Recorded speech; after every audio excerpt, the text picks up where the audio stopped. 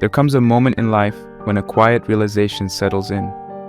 The person you are today is not the final version of who you could become. Beneath the routines, the habits, the expectations placed on you by society, there exists a deeper potential waiting to be shaped. But potential alone means nothing. It does not automatically turn into strength, wisdom, or purpose. It must be forged deliberately through discipline, reflection, and the courage to confront life as it truly is. Becoming the strongest version of yourself is not an accident. It is a blueprint. Most people move through life reacting rather than creating. They follow patterns they never consciously chose, absorbing values from the environment around them without questioning whether those values lead anywhere meaningful. The result is a strange kind of existence, busy, distracted, constantly moving yet somehow lacking direction. Strength cannot grow in that environment. Real strength begins the moment a person decides to take authorship over their own life. To become stronger is not merely to accumulate skills or achievements. It is something far more internal. Strength begins with the mind. The ability to think clearly in a chaotic world, to resist impulses that weaken you, and to hold your ground when uncertainty tries to push you off course. A strong person is not someone who never faces difficulty. On the contrary, strength emerges precisely through the confrontation with difficulty. The challenges you face become the training ground where your character is shaped. Discipline forms the backbone of this transformation. Not the kind of discipline imposed by external pressure, but the quiet discipline that grows from self-respect. It is the ability to do what must be done even when motivation disappears. It is the habit of showing up for your responsibilities, your craft, and your goals, long after the initial excitement fades. Over time, this discipline creates a foundation so stable that chaos in the outside world begins to lose its power over you. But discipline alone is not enough. Without a sense of meaning, discipline becomes mechanical and empty. Human beings need direction, a sense that their efforts point towards something worthwhile. Meaning does not appear fully formed. It is discovered through exploration, reflection, and the willingness to ask difficult questions about who you are and what kind of life you want to build. A meaningful life is not given, it is constructed. This blueprint is not about perfection, it is about integration. It is about developing the intellect to understand the world, the discipline to act within it, and the courage to create a life that reflects your deepest values. The strongest version of yourself is not a distant fantasy. It is the person you gradually become when you take responsibility for your habits, your thoughts, and your direction. The path is demanding, but it is also deeply rewarding. Each step taken consciously strengthens the foundation beneath your life. Over time, something remarkable begins to happen. You stop drifting, and you start shaping your own destiny. And that is where true strength begins.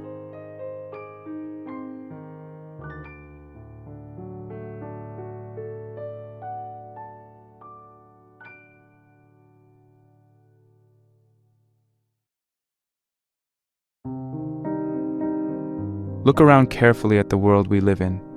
You will notice something strange. We are surrounded by people who are highly trained, highly efficient, and highly specialized, yet deeply incomplete. A man can code in 5 programming languages but struggles to articulate what he believes about life. Another can quote philosophers and debate abstract ideas for hours, but becomes anxious the moment he steps into a gym or faces physical discomfort. Some train their bodies with obsession, yet never open a serious book, never wrestle with ideas, never question their assumptions. Others pour themselves into creative expression, but cannot sustain themselves financially and remain dependent on systems they claim to reject. We are competent, but fragmented, skilled, but narrow, efficient, but incomplete. Modern society celebrates this fragmentation. From a young age, we are told to pick a path, choose a field, choose a lane, become excellent at one thing. The message sounds wise, even practical. Focus brings results. Specialization builds careers, depth beats distraction, and in a purely economic sense, this logic works. Specialists are useful, they fit neatly into systems, they perform predictable roles, they increase productivity. But something subtle has happened along the way. In the process of becoming useful, many men have stopped becoming whole. Industrialization played a major role in shaping this mindset. Factories did not need philosophers, they needed repeatable skills. Assembly lines required precision in one narrow task. Efficiency demanded repetition. The person who could perform one function perfectly was more valuable to the machine than the person who understood the entire machine.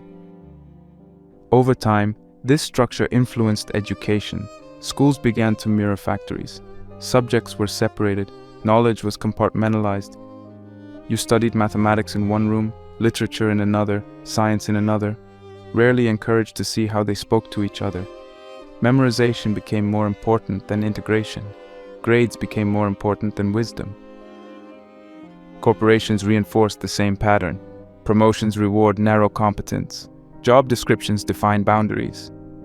You are hired for one function. You stay within that function. The message is clear. Stay in your lane. Slowly, identity began to shrink. A man stopped being a complex being with multiple dimensions and became a job title.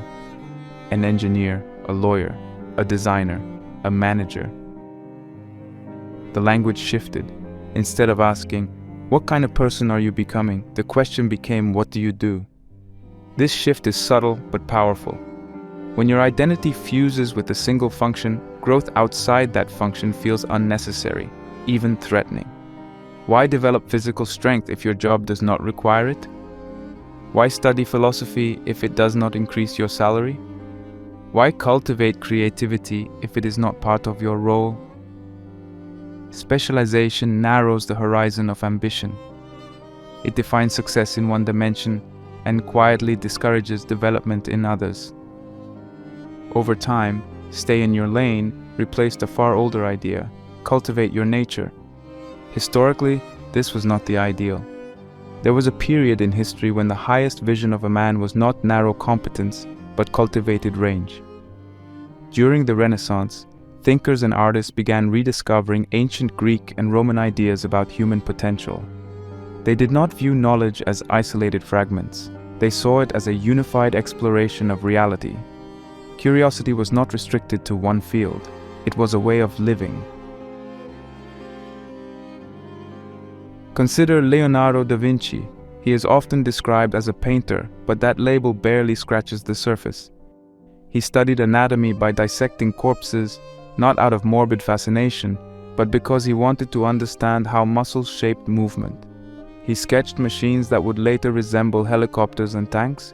He examined the flow of water, the mechanics of flight, the structure of the human body. For him, art, engineering, science, and observation were not separate disciplines.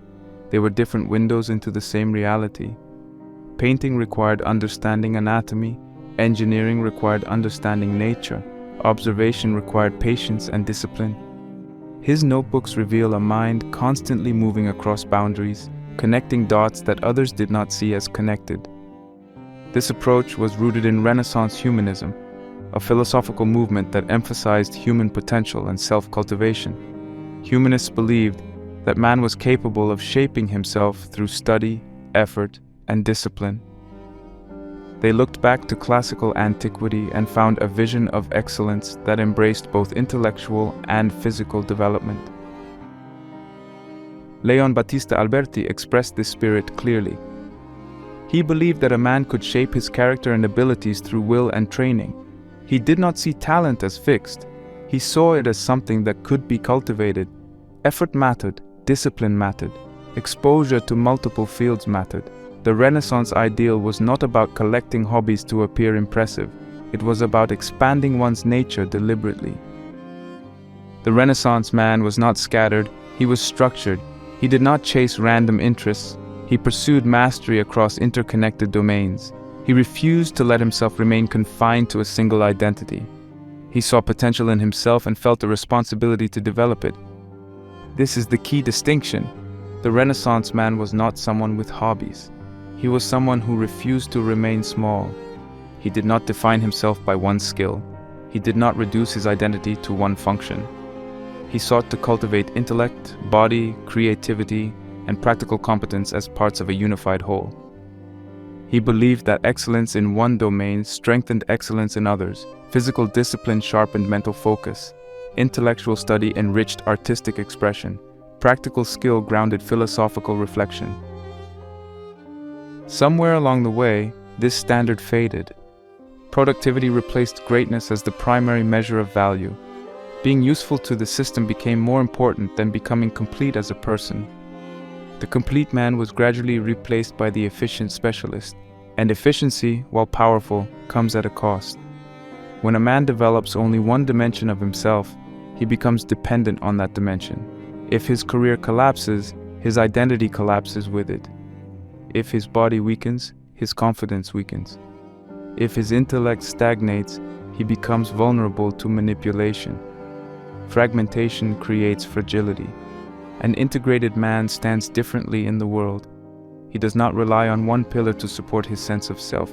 He has cultivated multiple strengths. He understands ideas. He moves with physical competence. He creates, he sustains himself. His identity is broader than his job. His confidence is rooted in development. A fragmented man is easier to manage. He fits neatly into predefined roles. He depends on structures he does not fully understand. He rarely questions the limits placed around him because he has internalized them. An integrated man is sovereign. He thinks independently. He adapts, he learns, he expands. His range makes him difficult to confine. The Renaissance, then, should not be understood as a historical period that ended centuries ago. It represents a standard, a vision of what a cultivated human being can become. That standard challenges the narrowness of modern identity. It asks a simple but uncomfortable question. Are you developing the full range of your potential, or are you settling into a single function because it is comfortable and rewarded?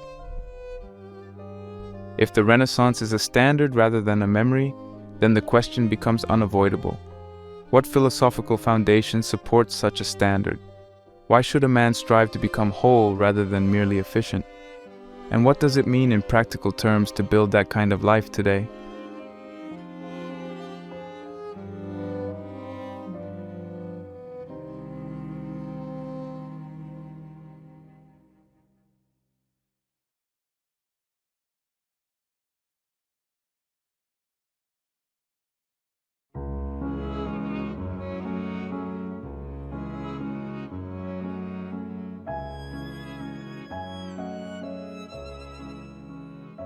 Long before the Renaissance, before Florence, before Da Vinci, Aristotle was already asking a deeper question. What does it mean to live well as a human being? He did not see human excellence as something mystical or reserved for the gifted. He saw it as something cultivated through practice. He believed that character is formed through repeated action. The way you live daily shapes who you become. Over time, your habits carve your identity. He is often credited with the line, "We are what we repeatedly do." Excellence, then, is not an act, but a habit.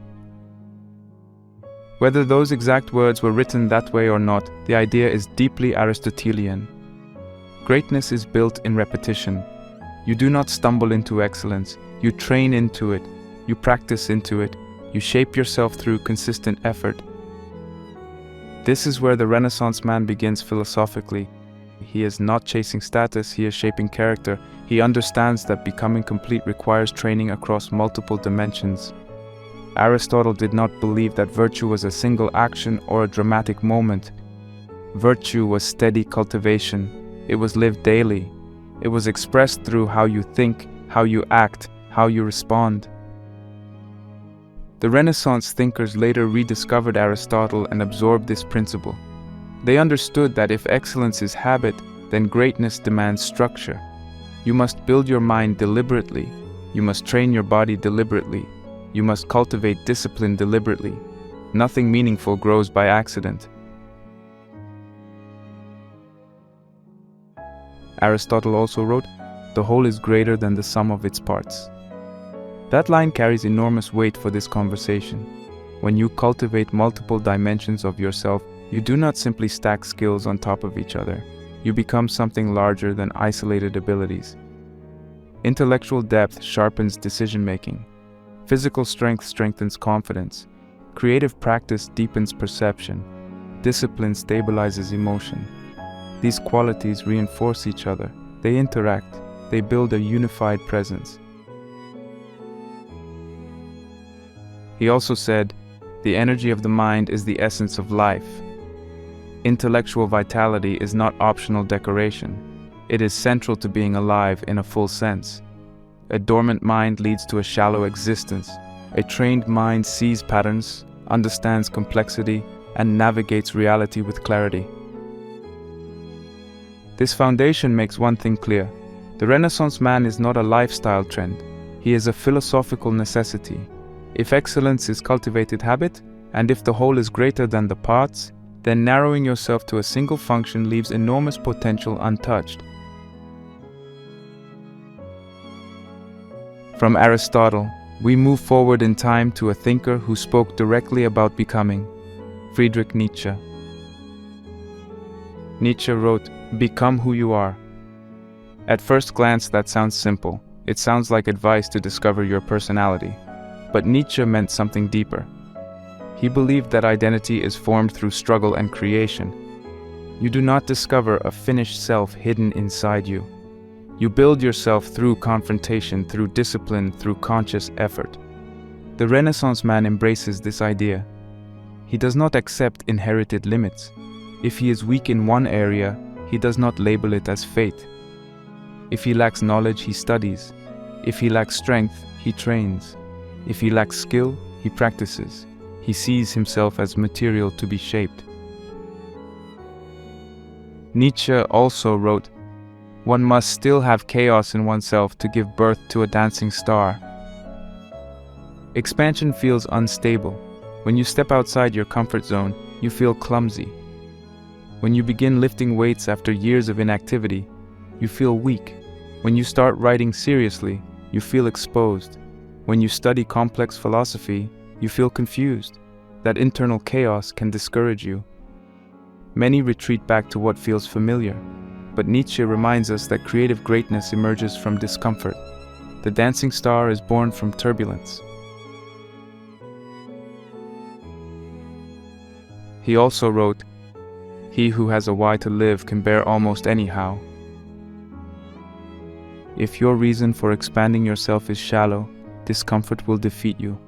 If your reason is deep, if you genuinely desire to become capable, integrated, strong, thoughtful, then you will endure awkward beginnings. You will tolerate slow progress. You will stay when others quit. Self-overcoming requires range. It requires stepping into multiple arenas and refusing to remain static. Nietzsche's philosophy demands movement. It demands growth. It demands courage.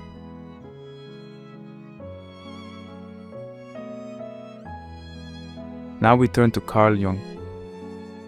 Jung's focus was wholeness. He wrote, "The privilege of a lifetime is to become who you truly are."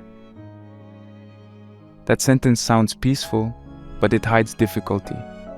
Jung believed that most people suppress parts of themselves. Some suppress ambition because they fear judgment. Some suppress aggression because they fear conflict. Some suppress creativity because they fear embarrassment. Some suppress intellect because they fear standing out. Over time, suppression creates imbalance. The Renaissance man cultivates neglected aspects of himself. He develops strength without losing sensitivity. He sharpens intellect without losing creativity. He builds ambition without losing self-awareness. He refuses to cut off parts of himself for comfort. Jung also warned, "Until you make the unconscious conscious, it will direct your life and you will call it fate." Neglected domains do not disappear. They turn into weaknesses. Avoid your body long enough, and insecurity grows quietly. Avoid intellectual growth, and you rely on borrowed opinions. Avoid discipline, and life begins to feel chaotic. These patterns then feel like destiny, but they are often the result of neglect. Integration creates stability. When you consciously develop different parts of yourself, you reduce blind spots. You become harder to manipulate. You gain inner balance. From Jung, we move to Marcus Aurelius. Marcus Aurelius was not writing from a peaceful monastery. He was leading an empire. He dealt with war, plague, betrayal, pressure. In the middle of that chaos, he wrote to himself, "Waste no more time arguing what a good man should be one." That line strips away excuses. Reflection matters, study matters, but action defines character. The Renaissance man does not endlessly theorize about improvement. He trains, he studies, he builds, he practices. Marcus also wrote, "The impediment to action advances action. What stands in the way becomes the way." Every weakness can become training ground.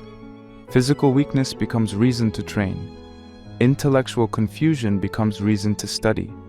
Financial ignorance becomes reason to learn. Obstacles shape the blueprint for development. He also reminded himself, "You have power over your mind, not outside events." External circumstances vary. Some are born into comfort, some are born into struggle. Conditions differ, but self-cultivation begins internally. You govern your thoughts, you choose your actions, you decide whether to expand or remain static. When you step back and synthesize these thinkers, a pattern emerges. Aristotle teaches structured excellence through habit. Nietzsche demands self-creation and courage in chaos. Jung calls for integration and psychological wholeness. Marcus Aurelius insists on discipline and embodied action. Together they form a foundation for the Renaissance man. He creates himself, he integrates himself, he disciplines himself, he practices excellence daily, he is not scattered, he is constructed. And if this philosophical foundation holds, if greatness requires expansion, integration, discipline, and habit, then the next question becomes practical. How do you live this in the modern world?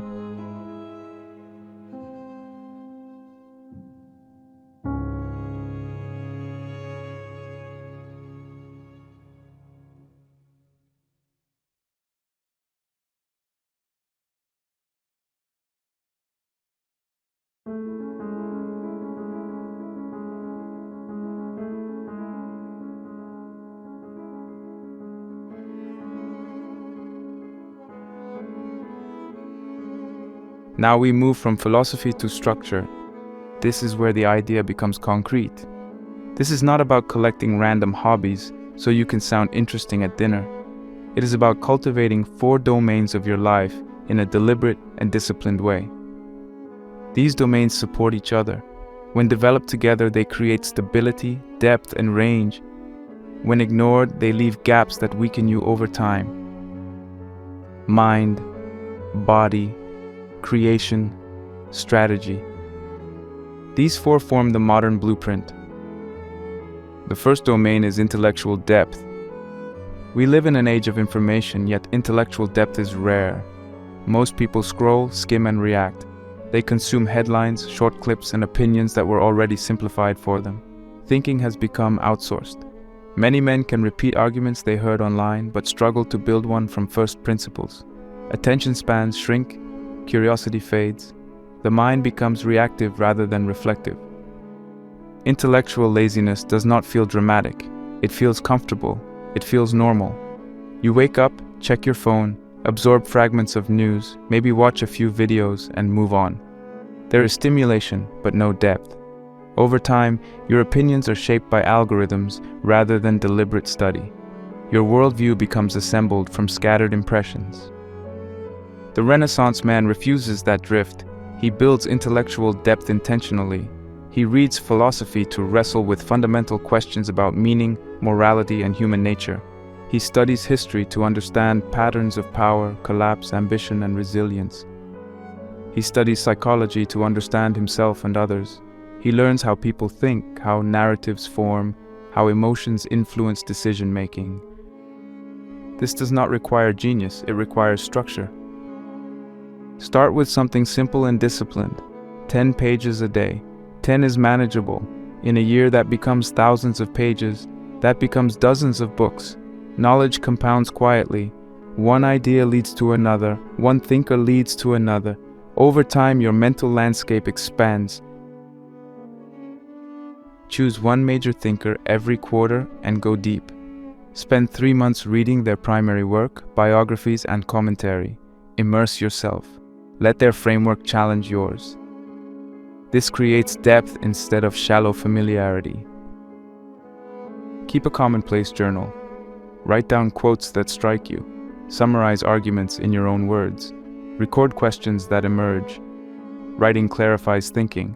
It forces you to slow down and engage rather than skim. Schedule one weekly reflection session. No phone, no distractions. Sit with your notes. Ask yourself what you learned. Ask where your assumptions were challenged. Ask how ideas applied to your life. Reading builds internal authority. When you think deeply, you rely less on borrowed opinions. You begin forming your own conclusions. You become less reactive and more deliberate. That confidence shows in conversation, it shows in decision-making, it shows in how you carry yourself. A trained mind sees patterns, it anticipates consequences, it understands nuance. That kind of intellectual depth becomes a foundation for everything else.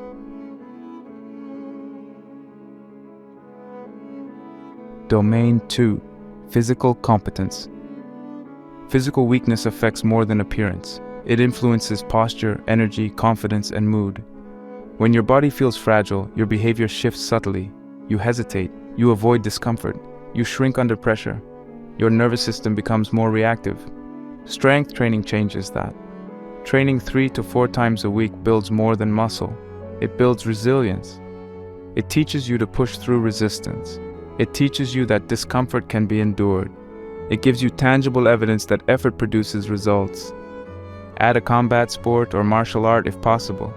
Boxing, wrestling, jiu-jitsu, or any discipline that forces you to engage physically with another person. These environments teach humility. You quickly learn where you stand. You feel what it means to face pressure.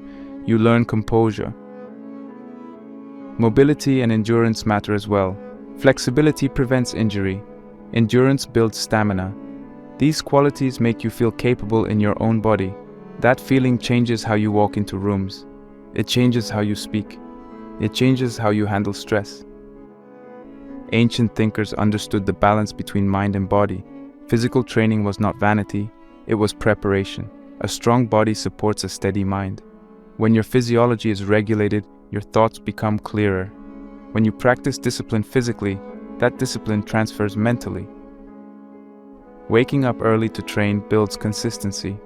Pushing through a final repetition builds persistence. Showing up on days when motivation is low builds reliability. Physical competence grounds you. It connects thought to action. It anchors ambition in reality.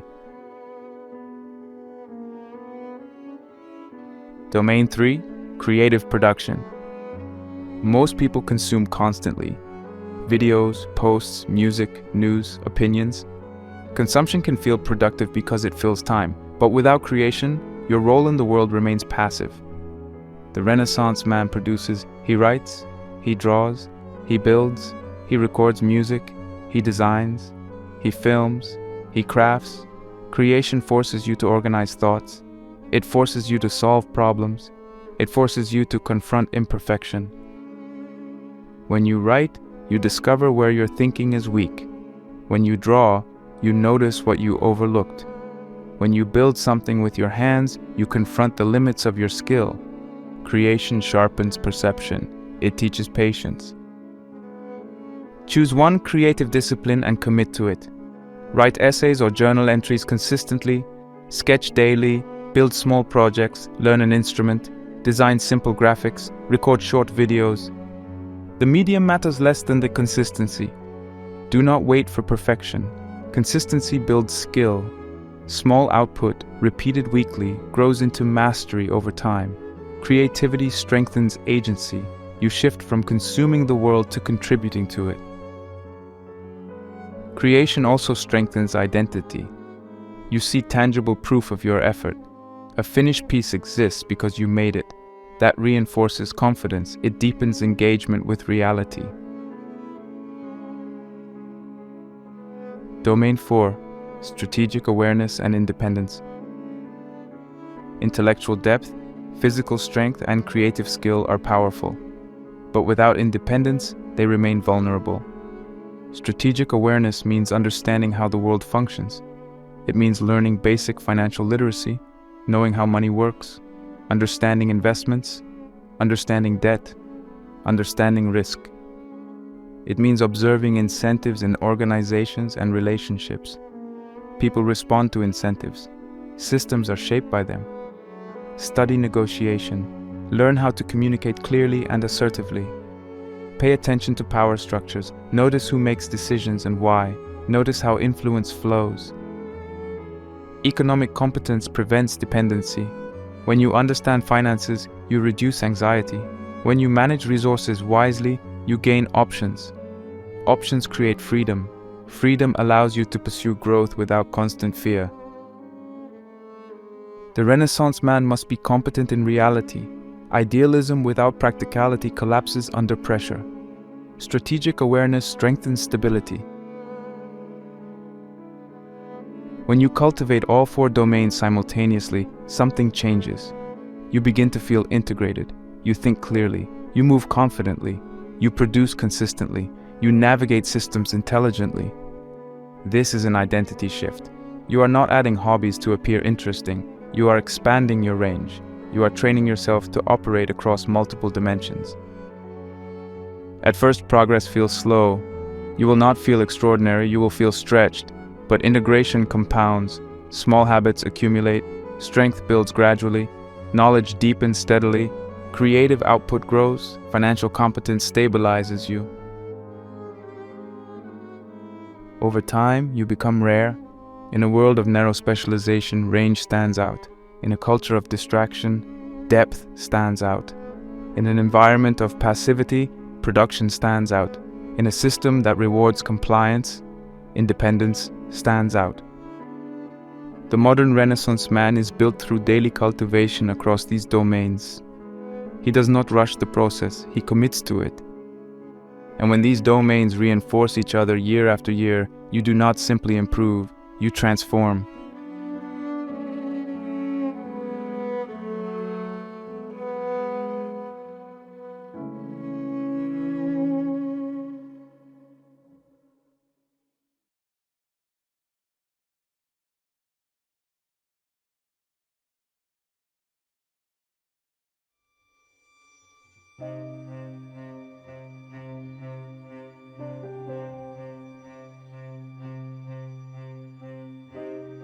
Now we need to be honest. Everything we've talked about sounds powerful. It sounds inspiring. It sounds like something anyone could choose. And in theory, that's true. But in reality, most people will not do this. Not because they are incapable, not because they lack intelligence, but because expansion demands something that is deeply uncomfortable. It demands humility. If you decide to cultivate your mind seriously, you will discover how little you know. You will open difficult books and struggle to understand them. You will read passages 3 times and still feel confused. If you decide to train your body, you will feel weak at first. Your muscles will shake. Your endurance will be low. If you decide to create, your early work will feel mediocre. If you study strategy and finance, you will realize how naive you were about how systems operate. To expand is to repeatedly step into situations where you are not impressive. And that's the first wall most people hit. Specialization protects the ego. When you focus on one domain long enough, you become competent, you feel solid, you feel confident, you build identity around that competence. People know you for that one strength. You walk into rooms with certainty because you are standing on familiar ground. Expansion removes that safety. When you step into a new discipline, you are no longer the expert. You are the beginner. Your movements are awkward. Your questions are simple. Your output is average. You are exposed. Most people cannot tolerate that feeling for long. They retreat to what they are already good at. They tell themselves they are focusing. They convince themselves that depth in one area is enough. And for many careers, it may be enough. But something inside remains underdeveloped.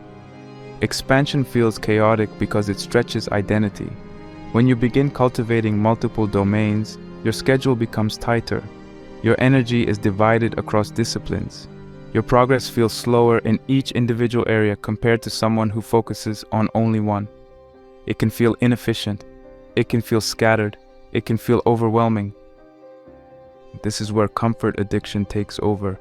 Comfort is subtle. It does not announce itself loudly. It whispers. It says, "You've done enough for today." It says, "Why push harder?" It says, "You're already decent at this one thing. Just stay here." Comfort rewards routine and familiarity. It avoids embarrassment. It avoids challenge. It avoids uncertainty. And modern life makes comfort easy. Entertainment is immediate. Food is convenient. Opinions are prepackaged. Distraction is constant. You can fill your time without growing. You can feel busy without expanding. The Renaissance path disrupts that rhythm. It asks you to wake up early and train when you would rather sleep. It asks you to read when you would rather scroll. It asks you to create when you would rather consume. It asks you to study systems when you would rather ignore them. Over time, those small choices separate you from the majority. Fear plays a role as well. Fear of embarrassment keeps many men from entering new arenas. No one wants to look foolish. No one wants to be the least skilled person in the room. No one wants to feel behind, so they avoid environments where they might struggle. Fear of judgment keeps many men narrow. If you are known as the gym guy, picking up philosophy may feel like stepping outside your image. If you are known as the intellectual, stepping into combat sports may feel strange. If you are known as the creative, studying finance may feel boring. Identity becomes a cage. Fear of mediocrity also paralyzes people. When you expand into multiple domains, you will not be exceptional in all of them immediately. You may be above average in several and outstanding in none for a long time. That reality discourages those who crave quick validation. But greatness compounds through integration. When you train your body, your posture changes. When you read deeply, your thinking sharpens. When you create consistently, your perception refines. When you understand systems, your decisions become strategic. Each domain strengthens the others quietly. The compound effect does not show in weeks, it shows in years. Over time, range becomes power. You enter conversations with intellectual depth. You carry yourself with physical confidence. You produce ideas instead of repeating them. You navigate systems with awareness. You adapt to change more easily because you have trained yourself across multiple dimensions. Range also creates resilience. If one domain falters, the others stabilize you. If your career shifts, your identity remains intact because you have cultivated more than one pillar. If your body is challenged, your mind remains strong. If one creative project fails, your strategic understanding keeps you grounded. Fragmentation creates fragility. Integration creates durability. But durability requires patience. You must be willing to look average for a season. You must be willing to invest in habits that pay off slowly. You must accept that expansion stretches you thin at first. Over time, those stretches become strength. This is why most will remain fragmented, not because they lack ability, but because they avoid sustained discomfort. They prefer certainty over growth. They prefer identity stability over expansion. They prefer efficiency over greatness. The Renaissance path demands a different mindset. You do not try to become a Renaissance man as a temporary experiment. You adopt a standard. You decide that your life will be built on cultivation across domains. You commit to mind, body, creation, and strategy as permanent responsibilities. You treat growth as ongoing, not seasonal. This is an identity shift. You wake up and train because that is who you are. You read because that is who you are. You create because that is who you are. You study systems because that is who you are. The decision becomes embedded. It stops feeling optional. When that shift happens, the chaos settles. Expansion becomes rhythm. Discipline becomes natural. Integration becomes visible. The world is full of specialists. It produces them daily. It rewards them. It depends on them. But it rarely produces complete men. Complete men are forged through deliberate expansion. They are built slowly. They are shaped through discomfort and repetition. The Renaissance is not locked in museums or history books. It is not confined to Florence or to portraits of men in old clothing. It is a standard of human development. It begins when you refuse to remain small. It begins when you decide that one dimension of yourself is not enough. It begins when you accept the discomfort of growth as the price of integration. And when you make that decision, quietly and consistently, the process starts. Not overnight, not dramatically, but steadily. The Renaissance does not belong to the past. It belongs to the man who chooses to expand today.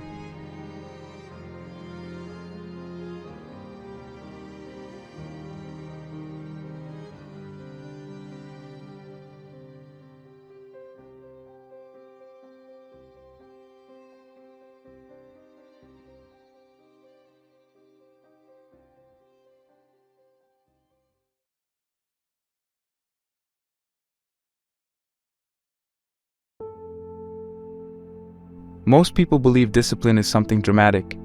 They imagine a burst of intensity, a new routine starting on Monday, a surge of motivation after watching a powerful video. They picture themselves waking up early, training harder, eating clean, working longer, pushing through resistance with fire in their eyes. It feels strong in the beginning, it feels heroic, and for a few days, maybe even a few weeks, it works. You feel in control, you feel sharp, you feel different. But then something small happens.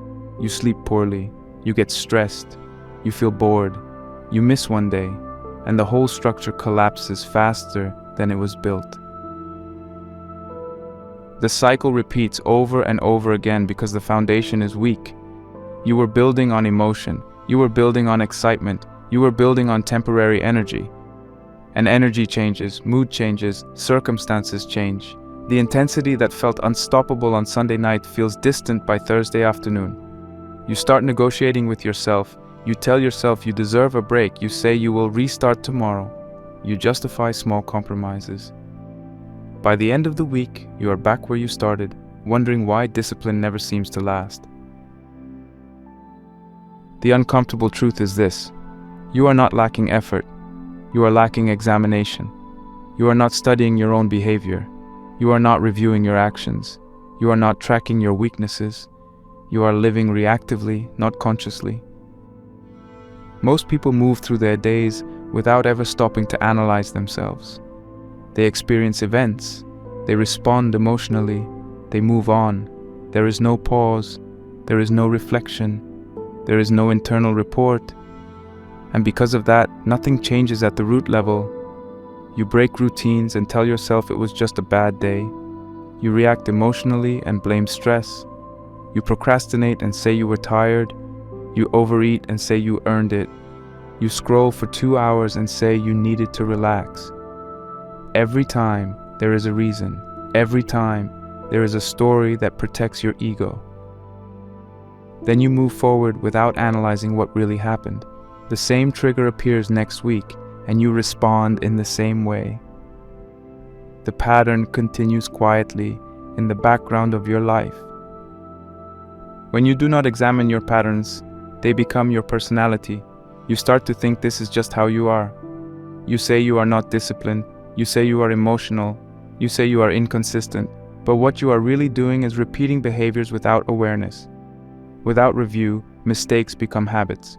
Without correction, habits become identity.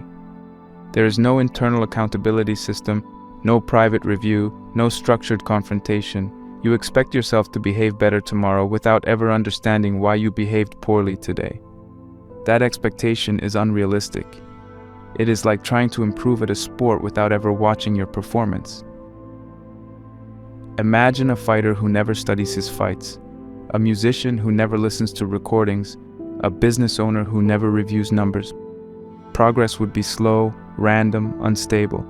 Yet that is exactly how most people approach their own behavior. The Stoics refused to live that way. They built a system of internal accountability that required honesty and consistency. Seneca would sit with himself at night and question his actions. He would ask where he had lost control, where he had acted below his standards, where emotion had taken over. This was not a dramatic ritual. It was quiet, it was calm, it was methodical. He treated his mind like something that needed training, not something that could be trusted blindly. Marcus Aurelius did something similar. His meditations were never meant to be published. They were not written for applause. They were written for correction. He was the most powerful man in the world, yet he still sat alone with his thoughts and analyzed himself. He reminded himself to stay patient. He reminded himself to control anger. He reminded himself to accept difficulty. Even an emperor understood that without reflection, power and position meant nothing. Epictetus trained his students to examine their reactions daily. If they became angry, he would ask why. If they felt insulted, he would ask what belief made that insult painful. If they avoided discomfort, he would challenge them to look at the fear beneath it. For him, philosophy was training, and training requires feedback. Without feedback, you are guessing. This is where discipline is actually built. Not in the heat of temptation, not in the moment you feel strong.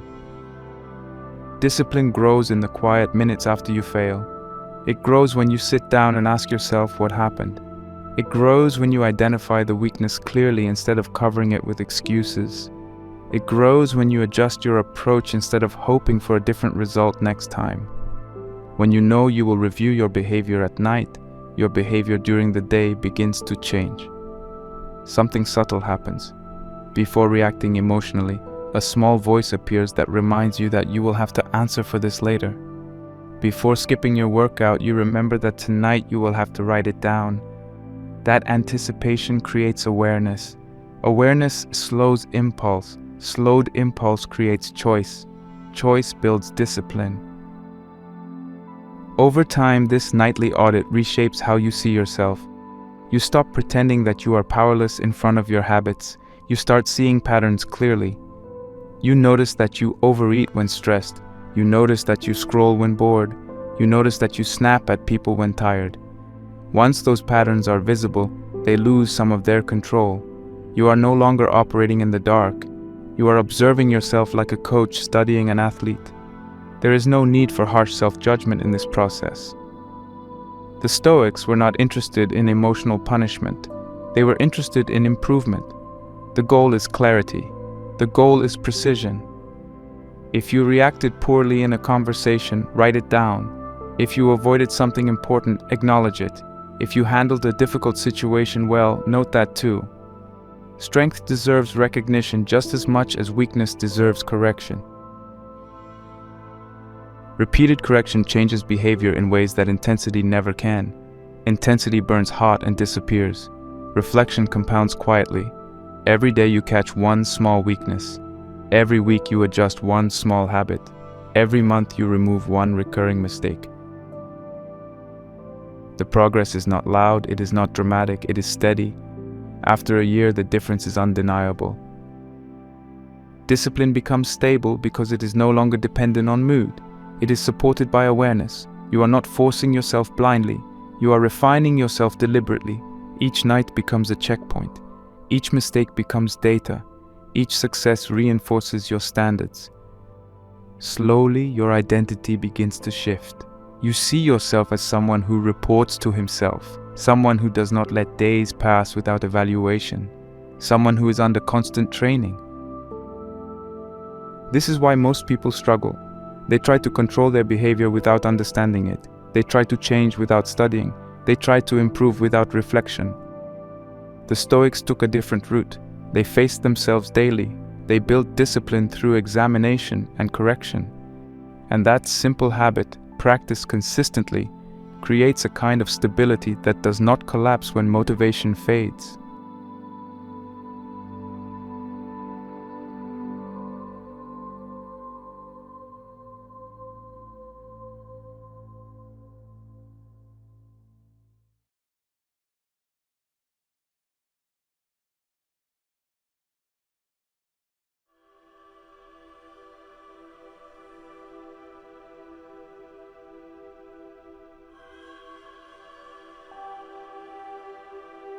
The Stoics practiced structured self-review. That word structured matters. This was not random thinking before bed. It was not emotional spiraling. It was not replaying conversations in frustration. It was deliberate observation. They treated their own behavior as something that could be studied. They believed the mind required supervision. Just as a city requires laws and oversight, the inner world requires order. Without order, emotion becomes the ruler. With order, reason takes its place. This practice was never about tearing yourself apart. It was not emotional self-criticism. It was not guilt. It was not shame. It was not sitting in darkness and convincing yourself that you are flawed beyond repair. That kind of thinking weakens discipline because it drains energy and creates avoidance. If every review session turns into self-attack, you will stop reviewing. The Stoic mirror is calm, it is steady, it is honest without being cruel. Clear observation is the standard. Imagine you are watching footage of yourself from outside. You see how you handled a difficult conversation. You see how you reacted when someone disagreed with you. You see how you responded when you felt tired, hungry, or bored. There is no dramatic commentary. There is no emotional exaggeration, there is only behavior. You look at it as if you were evaluating an athlete's performance. What worked? What failed? Where was control lost? Where was composure maintained? The purpose of this mirror is simple. Identify patterns. Patterns are invisible when you live inside them. When you write things down, they become visible. You begin to see that you avoid important tasks at the same time each day. You notice that you get irritated by the same type of person. You see that you lose discipline when you feel rushed. Patterns explain behavior. Once patterns are visible, they can be addressed. Identify emotional triggers. Triggers are rarely random. They follow predictable routes. A certain tone of voice bothers you. A certain comment makes you defensive. A specific inconvenience ruins your mood. When you review your day regularly, you begin to connect these dots. You stop being surprised by your own reactions. You stop saying, "I don't know why I reacted like that." You begin to understand yourself in detail. That understanding weakens emotional volatility. Identify recurring weakness. Every person has one or two dominant weaknesses that show up repeatedly. For some, it is procrastination. For others, it is anger. For others, it is distraction. When you face yourself daily, those weaknesses cannot hide. They appear again and again on the page. This repetition forces clarity. You can no longer pretend that it was just a bad day. You see the theme, you see the pattern. That clarity becomes a starting point for correction. As this process continues, something powerful develops: internal authority. You begin to trust your own judgment more. When you catch yourself drifting toward a bad decision, your mind remembers past reviews. You remember the frustration you wrote down. You remember the pattern you identified. That memory gives weight to your standards. Your decisions begin to align with long-term growth instead of short-term emotion. There is a psychological shift that happens quietly when you know you will review your behavior at night. Throughout the day, there is a subtle awareness that your actions are being recorded, even if only by you. That awareness creates distance between impulse and action. When someone provokes you, you hesitate for a second longer. When temptation appears, you pause before engaging. That small pause is where discipline lives. Anticipated accountability changes decisions. When you know you will have to face yourself later, excuses lose strength. It becomes harder to say it doesn't matter. because you know it will matter when you sit down to review. This anticipation builds self-control. You are no longer acting in isolation. You are acting with the awareness that your future self will examine today's behavior. Over time, you pause more and react less. Reactions become shorter.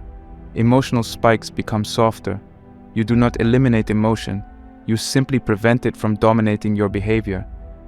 You still feel frustration. You still feel temptation. You still feel fatigue. The difference is that you have created space between feeling and action. That space gives you choice. Choice strengthens discipline. This leads to an identity shift. You stop seeing yourself as someone driven by impulse. You begin to see yourself as someone under training. That phrase changes everything. When you are under training, mistakes are data. When you are under training, feedback is useful. When you are under training, consistency matters more than mood. The Stoics approached life as a training ground. Every situation was practice. Every interaction was a test of character. You start acting like someone preparing for something greater. You speak more carefully. You choose your responses more deliberately. You guard your time more seriously. Your standards feel heavier because you review them daily. The mirror creates pressure, but it is productive pressure. It is the pressure of improvement, not the pressure of perfection. Discipline begins when you stop lying to yourself. Lying to yourself is easy. It sounds like justification. It sounds like rationalization. It sounds like small adjustments to reality that protect your ego. When you write things down honestly, those lies become obvious. The page does not accept emotional storytelling. The page holds facts. You either followed through or you did not. You either stayed calm or you reacted. The mirror reflects what happened, not what you wish happened. Discipline deepens when you stop negotiating with weakness. Negotiation sounds harmless, but it erodes consistency. You tell yourself you will skip today, but double tomorrow. You promise to compensate later. You soften your standards because you feel tired. The Stoic mirror exposes these negotiations. Once exposed repeatedly, they lose their power. You begin to recognize them immediately during the day. That recognition shortens the negotiation process. You also stop blaming circumstances. Circumstances are always available as an excuse. Traffic was bad, work was stressful, someone was rude, the weather was poor. When you review your day regularly, you see that circumstances are constant. What changes is your response. That realization strengthens responsibility. You understand that discipline depends on your reaction, not the environment. The key principle remains simple. What you observe consistently, you improve. Observation creates awareness. Awareness creates adjustment. Adjustment creates growth. This process does not rely on bursts of motivation. It relies on repetition. Every evening you look at yourself clearly. Every day you adjust slightly. The changes accumulate quietly. Without observation, growth is random. With observation, growth becomes intentional. The Stoic mirror transforms discipline from something emotional into something systematic. You are no longer guessing how to improve. You are gathering evidence. You are studying behavior. You are refining responses. But awareness alone cannot carry you forward. Seeing patterns without acting on them leads to frustration. Identifying weakness without designing change leads to stagnation. The mirror shows you the truth. What you do next determines progress. Awareness without structure becomes useless. You need a system.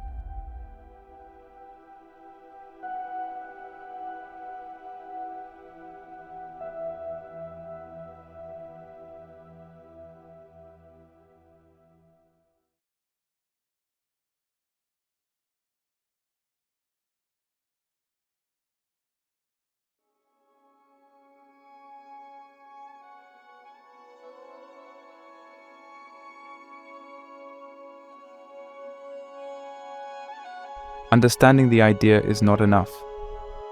Reflection sounds powerful when you hear it explained, but unless it becomes structured and repeatable, it fades like every other good intention. This section is about turning philosophy into daily mechanics. No inspiration, no dramatic rituals, just clear steps that you can follow without negotiation. Set aside 10 minutes before sleep. No phone in your hand, no distractions. Sit somewhere quiet with a notebook. The notebook matters. Writing forces clarity. Thinking alone allows escape routes. When words are on paper, you see them clearly.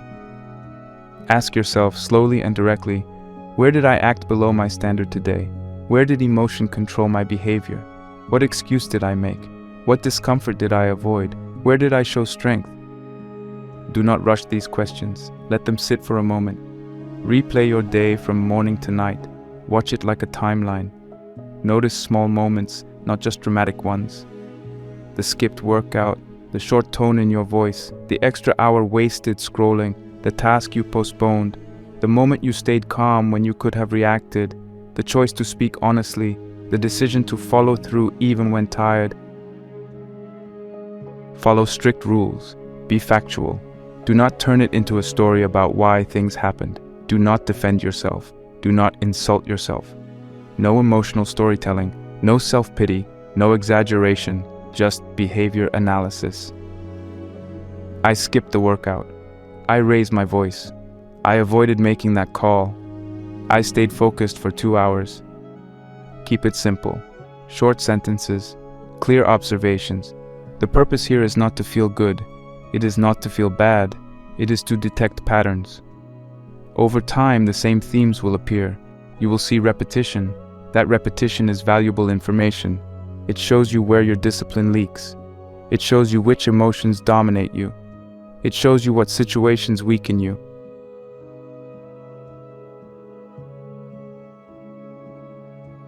Observation alone will not change behavior. After identifying a failure, you need to ask a second question. Why did this happen? Do not accept the first surface answer. Go one layer deeper. Was it fatigue? Did you sleep poorly? Was it poor preparation? Did you fail to plan ahead? Was it your environment? Were temptations too accessible? Was it ego? Did you react because you felt disrespected? Was it fear? Were you avoiding discomfort? Was it distraction? Did you allow noise to dominate your attention? This question transforms vague guilt into clear diagnosis. Once the cause is identified, you move to the next step. What structural adjustment prevents this tomorrow? This is where discipline becomes practical. If you missed your workout because you were tired in the morning, prepare your clothes and bag the night before so there is no friction. If you scrolled for an hour before bed, put your phone outside your bedroom. If you reacted emotionally during arguments, create a pause rule where you take one full breath before responding. If your diet breaks down at night, remove junk food from your house entirely. These are not dramatic changes. They are small structural shifts. You are redesigning your environment so good behavior becomes easier and bad behavior becomes harder. This principle matters deeply. Do not rely on motivation. Design better systems. Motivation fluctuates. Systems remain. When your environment supports discipline, you do not need constant willpower. You remove unnecessary decisions. You remove temptation within reach. You simplify the path toward the right action. Over time, these small adjustments create stability. Each failure becomes feedback. Each correction becomes refinement. Slowly, your life becomes structured around growth instead of impulse.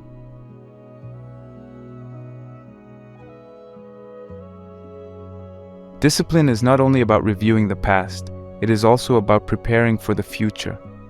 Before your day begins, take 5 minutes to think ahead. Ask yourself, what will test me today? Who might challenge my patience?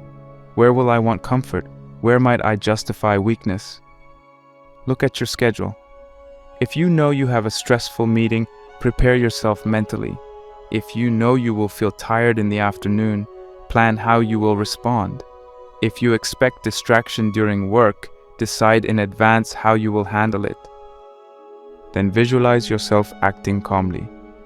See yourself maintaining composure. Picture yourself holding your standard even when it feels uncomfortable. Do not overcomplicate this process. It can take less than 5 minutes. The goal is familiarity, When difficulty arrives, it will feel expected instead of shocking. This reduces surprise. Surprise fuels emotional reaction. Preparation softens the impact. When you expect a challenge, you are less likely to react impulsively.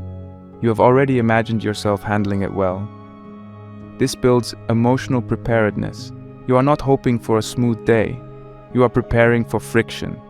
That preparation strengthens discipline because you are less likely to collapse under stress.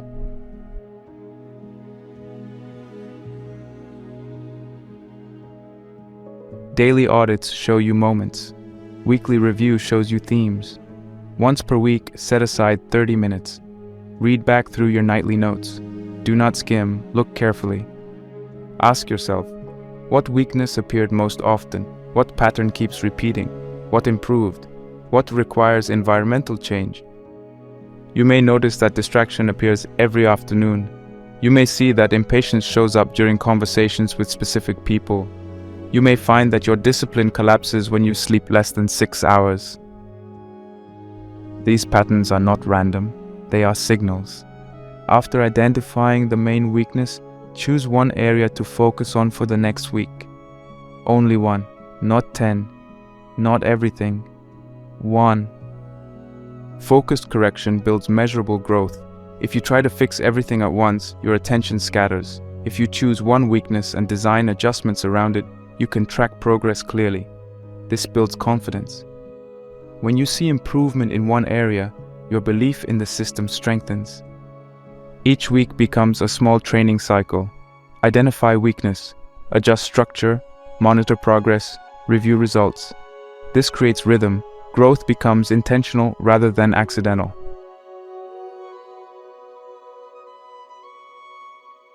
Voluntary discomfort training. This part is optional but powerful. Discipline strengthens when you expose yourself to controlled discomfort. Choose 2 or 3 days per week to practice voluntary difficulty.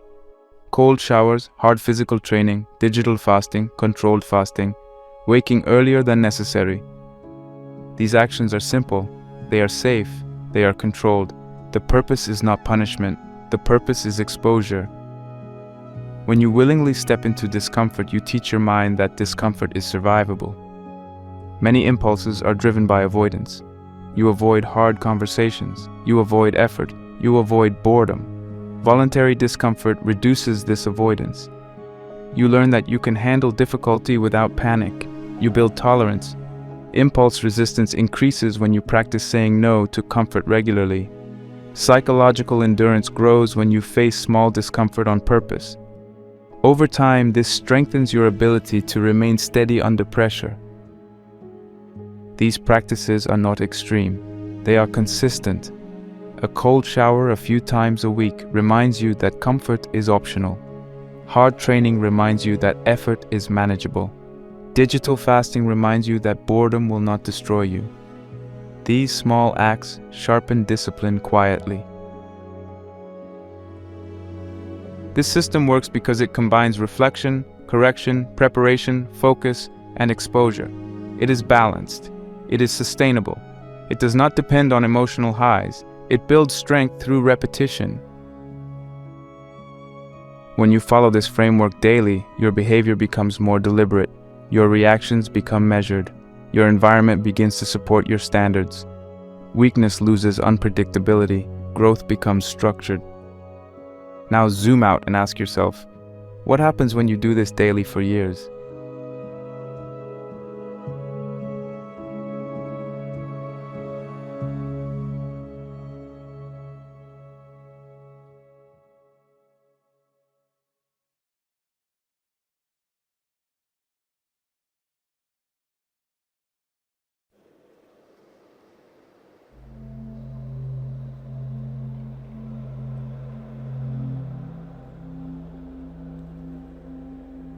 When you practice this system consistently, the changes do not arrive dramatically.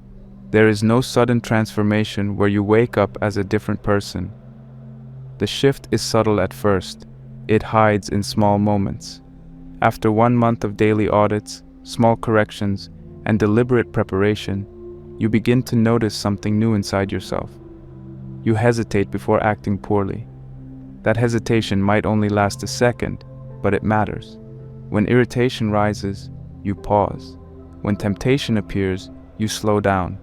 That pause did not exist before. It is the result of repeated awareness. You also begin to catch your excuses faster. You start to recognize the tone of your own justifications. When your mind tries to soften a bad decision, you hear it clearly. The awareness interrupts the excuse before it becomes action. That alone changes behavior more than most motivational speeches ever could. After 3 months, the changes become more visible. Emotional reactions decrease. You still feel anger, frustration, boredom, and desire. Those emotions do not disappear. What changes is their intensity and duration. You recover faster. You do not stay trapped in irritation for hours. You do not spiral into distraction for an entire evening. Self-control increases because the space between feeling and action has widened. You have practiced that space daily. It has grown stronger like a muscle. At the same time, your standards rise quietly. You begin to expect more from yourself. The version of you from 3 months ago would tolerate certain behaviors. The current version feels uncomfortable repeating them. That discomfort signals growth. You are holding yourself to a higher line without needing outside pressure. After 1 year, discipline begins to feel natural. It stops feeling like constant resistance. The routines that once felt heavy now feel normal. You wake up and move through your day with a sense of order. You do not need dramatic reminders to act correctly. You stop negotiating with yourself because the negotiation has become tiring. You understand the pattern too well. When the thought appears to skip something important, it loses its charm quickly. You recognize it as an old script. You no longer depend on mood to guide you. Whether you feel inspired or flat, you follow through. That consistency builds quiet confidence. This is where the internal transformation becomes obvious. You develop increased self-trust. When you promise yourself something, you believe it. You no longer treat your own commitments lightly. Self-trust is powerful. It affects how you walk into conversations, how you approach challenges, how you carry yourself in silence. Calm authority grows from this foundation.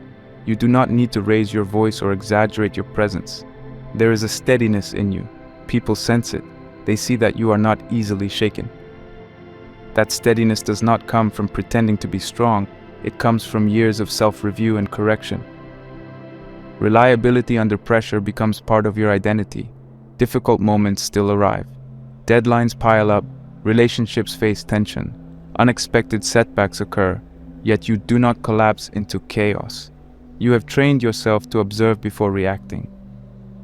That habit remains even when stress increases. You assess the situation. You adjust your approach. You move forward. This reliability makes you valuable in every area of life. In work, others can depend on you. In relationships, others feel stability around you. In personal goals, you progress steadily. Controlled aggression also develops. This does not mean anger or hostility. It means directed energy. You learn to channel intensity toward action instead of toward emotion. When something needs to be done, you apply force calmly. You do not waste energy complaining. You do not dramatize obstacles. You move with focus. Emotional stability becomes your baseline. Highs are moderate. Lows are manageable. Your reactions become measured. Most people never reach this point because they avoid the uncomfortable part of the process. They chase hacks. They search for quick improvements. They consume endless content about productivity and mindset. They try new systems every few weeks. They restart over and over. The deeper work feels uncomfortable because it requires honest confrontation. It requires sitting quietly with your own behavior. Many would rather distract themselves than examine themselves.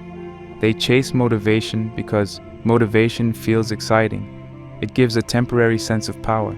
It feels easier to watch something inspiring than to write down your own failures.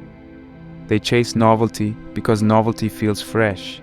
It distracts from the repetition required for growth. They avoid confronting themselves because self-confrontation exposes weakness clearly. Facing weakness without drama requires maturity. Many prefer to keep their weaknesses vague. Vagueness protects the ego. The Stoic chooses differently. Reflect daily, correct daily, refine daily, improve daily. There is nothing glamorous about this repetition. It is quiet, it is consistent. It does not generate applause, it generates stability. Each day becomes an opportunity to sharpen yourself slightly. Each night becomes a checkpoint. Over time, these small refinements stack on top of one another. What began as a simple notebook practice becomes a way of living. This compounding effect changes how you see the world. You stop searching for shortcuts. You understand that steady growth beats dramatic bursts. You recognize that discipline is not an event. It is a pattern. The more you repeat the pattern, the stronger it becomes. Years pass, and you realize that your baseline has shifted upward. Tasks that once felt overwhelming now feel manageable. Situations that once triggered you now feel ordinary. The identity shift is the final stage. You are no longer trying to become disciplined. Trying suggests struggle without stability. You are training like a philosopher under watch. You know that every action will be reviewed. You live with awareness of that review. This awareness shapes behavior without forcing it. Discipline becomes part of who you are. Every night, you report to yourself. There is something powerful about that image. No audience, no external judgment, just you and your record. That private accountability builds strength that does not depend on validation. You do not need praise to continue. You do not need someone watching to behave correctly. You act with integrity because you know you will face yourself later. Over the years, this habit builds a character that is difficult to disturb. Emotional storms come and pass. External circumstances change. Opportunities appear and disappear. Through all of it, your internal structure remains steady.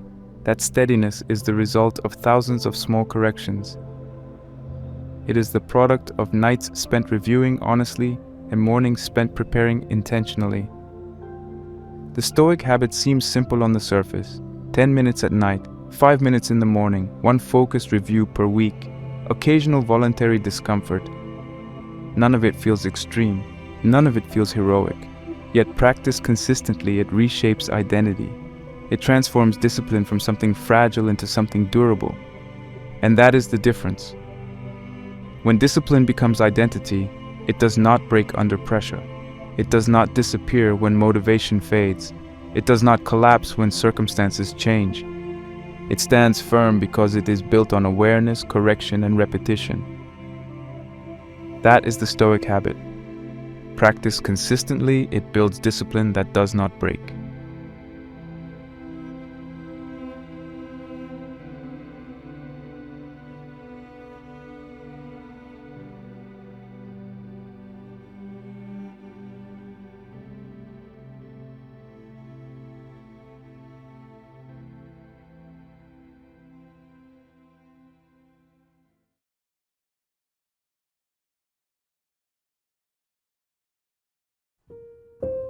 Most people think feeling lost means something has gone wrong. They assume emptiness is a personal failure, a sign that they're unmotivated, broken, lazy, or ungrateful. But existentialism begins with a radically different insight. Meaninglessness is not a defect. It is a signal.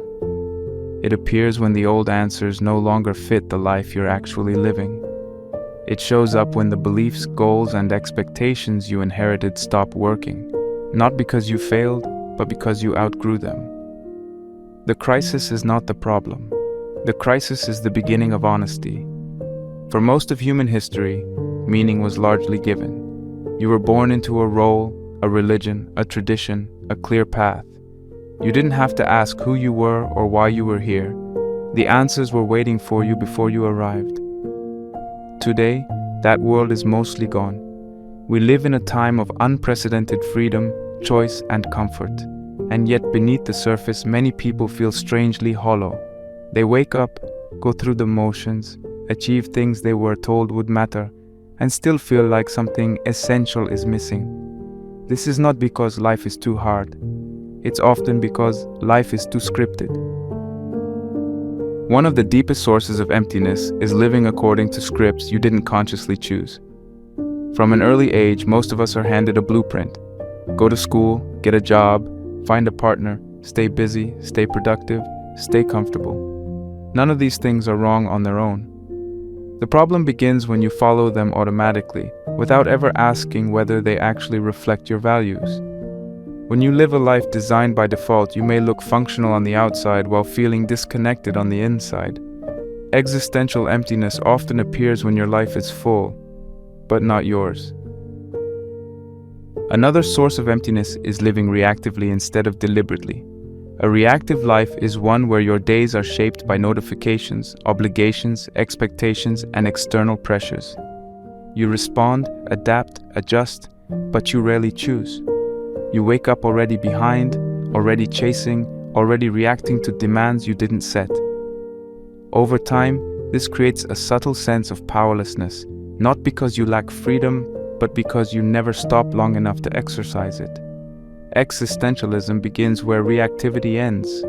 At the moment you pause and ask, is this how I want to live, or is this simply what happened to me?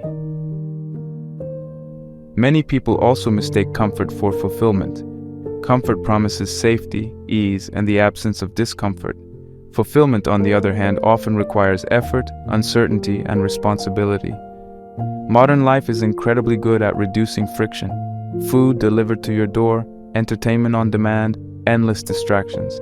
But a life optimized only for comfort often feels strangely empty. Why? Because comfort removes friction, and friction is where meaning is forged. Growth, responsibility, and commitment all involve tension. When life becomes too smooth, too easy, too insulated, it can start to feel flat and unreal. This is where the existential crisis truly begins, not as a breakdown, but as a question, a quiet, unsettling question that surfaces when distractions fade. If nothing is guaranteed, how should I live? If there is no fixed destiny, no predetermined purpose, no cosmic script, then what do my choices mean? What should I give my time, energy, and attention to? This question is uncomfortable because it removes excuses. It doesn't allow you to hide behind tradition, authority, or certainty, but it is also the most honest question a human being can ask. Many people try to escape this question as quickly as possible. They rush to fix their lives. They look for productivity systems, motivation hacks, or quick answers that promise clarity overnight. But existentialism warns against this false urgency. Clarity does not come from rushing forward. It comes from standing still long enough to see clearly. When you immediately try to fill the emptiness, you miss the message it's trying to deliver. The discomfort is not there to be eliminated, it's there to be understood. This is why the first practical step is simple, but not easy. Name your emptiness. Instead of distracting yourself or labeling it as weakness, sit down and write honestly. Ask yourself, where do I feel most empty right now? Is it in your work, your relationships, your sense of direction, your daily routine? Don't analyze, don't judge, just describe. One full page. Most people have never done this. They live with a vague sense of dissatisfaction without ever giving it language. But what remains unnamed quietly controls you. The moment you put words to your emptiness, you turn confusion into clarity. The second action is to remove false urgency. Modern culture constantly pressures you to act, optimize, improve, and move faster. But existential clarity does not obey deadlines. You do not need to have your life figured out by a certain age. You do not need immediate answers. Rushing to fix your life often leads to shallow solutions. New goals, new routines, new identities, built on the same unexamined foundation. Instead, give yourself permission to slow down. Tell yourself, clarity comes before direction. It is better to pause and reflect than to sprint in the wrong direction for years. The third action is to accept uncertainty consciously. This is one of the hardest steps because the human mind craves certainty. We want guarantees that our efforts will pay off, that our choices are correct, that we won't regret our decisions. Existentialism offers none of that. Instead, it invites you to make peace with not knowing. A simple daily practice can help. Remind yourself, I don't need answers yet.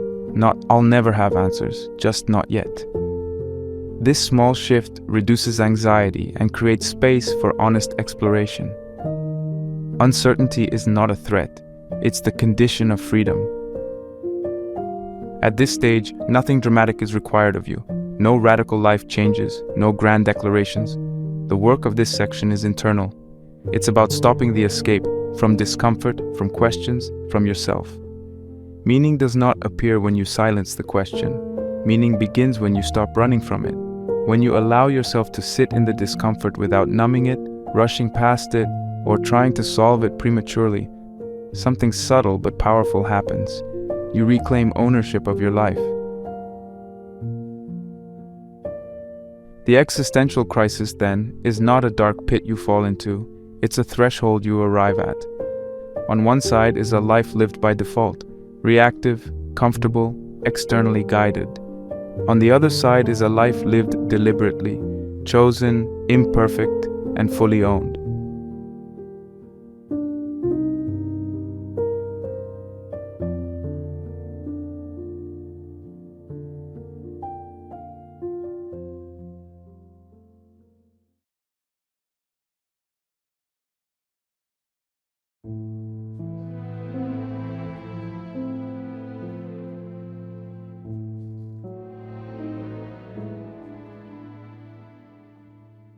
The existential crisis deepens when we understand why the old answers stopped working in the first place. This is where Friedrich Nietzsche enters the story. Nietzsche did not invent meaninglessness, nor did he celebrate despair. What he did was diagnose a historical shift that most people feel today without having words for it. He looked at modern humanity and realized something unsettling. The structures that once gave life meaning were collapsing, but we were still living as if they hadn't. For centuries, meaning came from outside the individual. Religion told you who you were, why you existed, and how you should live. Tradition handed you a role, often before you could question it. Identity was fixed. Your place in the world was largely decided by birth, culture, and duty. These systems were not perfect, but they had one undeniable strength. They removed the burden of choice. You didn't have to invent meaning, you inherited it. Nietzsche saw that this world was ending. When he famously wrote that God is dead, he wasn't making a shallow attack on religion, nor was he celebrating chaos. He was describing a psychological and cultural reality. The old sources of absolute meaning no longer held the same power. Science replaced faith. Individual choice replaced tradition. Skepticism replaced certainty. The problem was not that people stopped believing. It was that they stopped believing together. Shared meaning dissolved, and nothing equally strong took its place. This collapse created a strange new condition. On the surface, people became freer than ever before. You could choose your career, your beliefs, your lifestyle, even your identity. But beneath that freedom, something darker emerged: uncertainty. When meaning is no longer given, it must be created, and creation requires responsibility. Nietzsche understood that most people were not prepared for this. They wanted freedom, but they still craved certainty. They wanted choice, but not responsibility. This tension is at the heart of modern existential anxiety. When freedom replaces certainty, many people panic. Not always loudly, often quietly. The panic shows up as numbness, cynicism, distraction, or endless irony. Instead of asking, "What should I stand for?" people retreat into detachment. They joke about everything. They refuse to take anything seriously. They keep their options open, their commitments shallow, and their beliefs flexible enough to avoid risk. This is not freedom. It is fear disguised as intelligence. One of the great dangers Nietzsche warned about is nihilism, the belief that nothing truly matters. Nihilism often appears sophisticated. It wears the mask of realism. It says, if there is no absolute meaning, then everything is pointless. But Nietzsche saw this as a halfway response, a refusal to take the next step. Nihilism is what happens when old meanings die, but new values are never born. Another danger is living ironically. Irony allows you to distance yourself from life. You participate, but without commitment. You say, nothing really matters, but continue living as if it does, just without responsibility. Irony protects you from disappointment, but it also prevents fulfillment.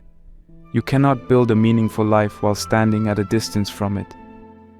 Meaning requires skin in the game. It requires risk. It requires the possibility of failure. Perhaps the most subtle danger is never committing deeply to anything. In a world of endless options, commitment feels like loss. Choosing one path means closing others. Choosing one value means rejecting alternatives. Many people delay commitment indefinitely, waiting for certainty that never arrives. But Nietzsche understood something crucial. Certainty does not come before commitment, it comes after. A value only becomes meaningful when it is lived, tested, and carried through difficulty. Nietzsche's insight was not that life is meaningless, but that meaning must now be created by individuals strong enough to choose. He believed humanity stood at a crossroads. One path led to nihilism, resentment, and weakness. A life spent reacting, criticizing, and avoiding responsibility. The other path led to self-creation. The courage to say, this is what I stand for, even without guarantees. This is where existentialism becomes practical rather than abstract. If meaning is no longer received, then the question is not what is the meaning of life, but what values am I willing to live by? Values are not slogans or preferences. They are principles you are willing to pay a price for. They shape how you act when no one is watching, when motivation fades, and when comfort is threatened. The first practical step is to audit your inherited values. Most people live by beliefs they absorbed unconsciously, from parents, culture, school, social media, or fear. Sit down and ask yourself honestly, which beliefs did I adopt without choosing? What do you believe about success, relationships, happiness, strength, failure? Where did these beliefs come from? Are they truly yours, or were they simply handed to you? A belief you didn't choose cannot give your life meaning. It can only give it structure. The second step is to choose one value consciously, not 10, not a vague list. One value you respect deeply enough to live by even when it's inconvenient. This could be truth, strength, honesty, growth, responsibility, discipline, compassion. The specific value matters less than the seriousness of the choice. Nietzsche believed most suffering comes not from hardship, but from living without a clear internal compass. A single chosen value can anchor your life more than 100 borrowed opinions. The third step is to live that value for 30 days regardless of motivation. This is crucial. Values are not proven in moments of inspiration. They are proven in ordinary resistant days. If you choose honesty, practice it when it's uncomfortable. If you choose growth, show up when progress feels slow. If you choose strength, act when weakness would be easier. Do not ask whether it feels right.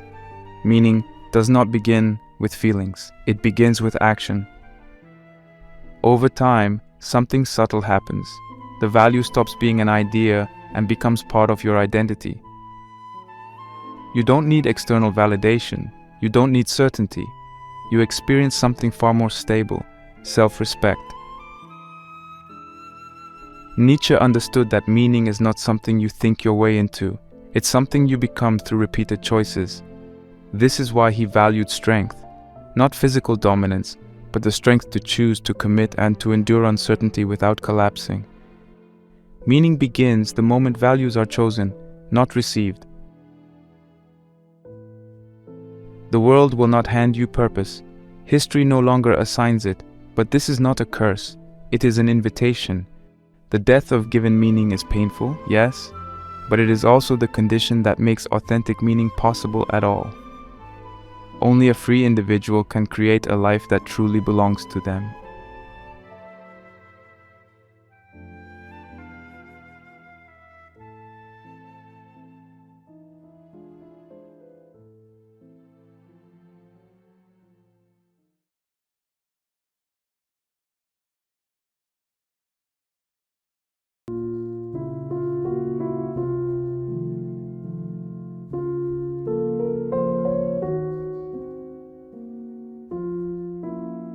To truly understand existentialism, we have to face one of its most unsettling ideas, the absurd.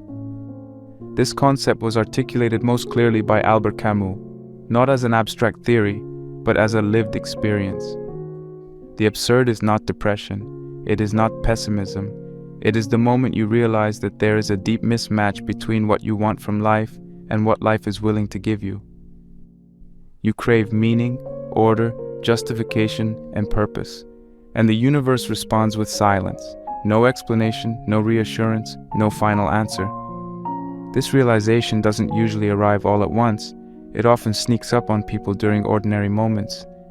You achieve something you worked toward for years, and instead of fulfillment, you feel a strange emptiness.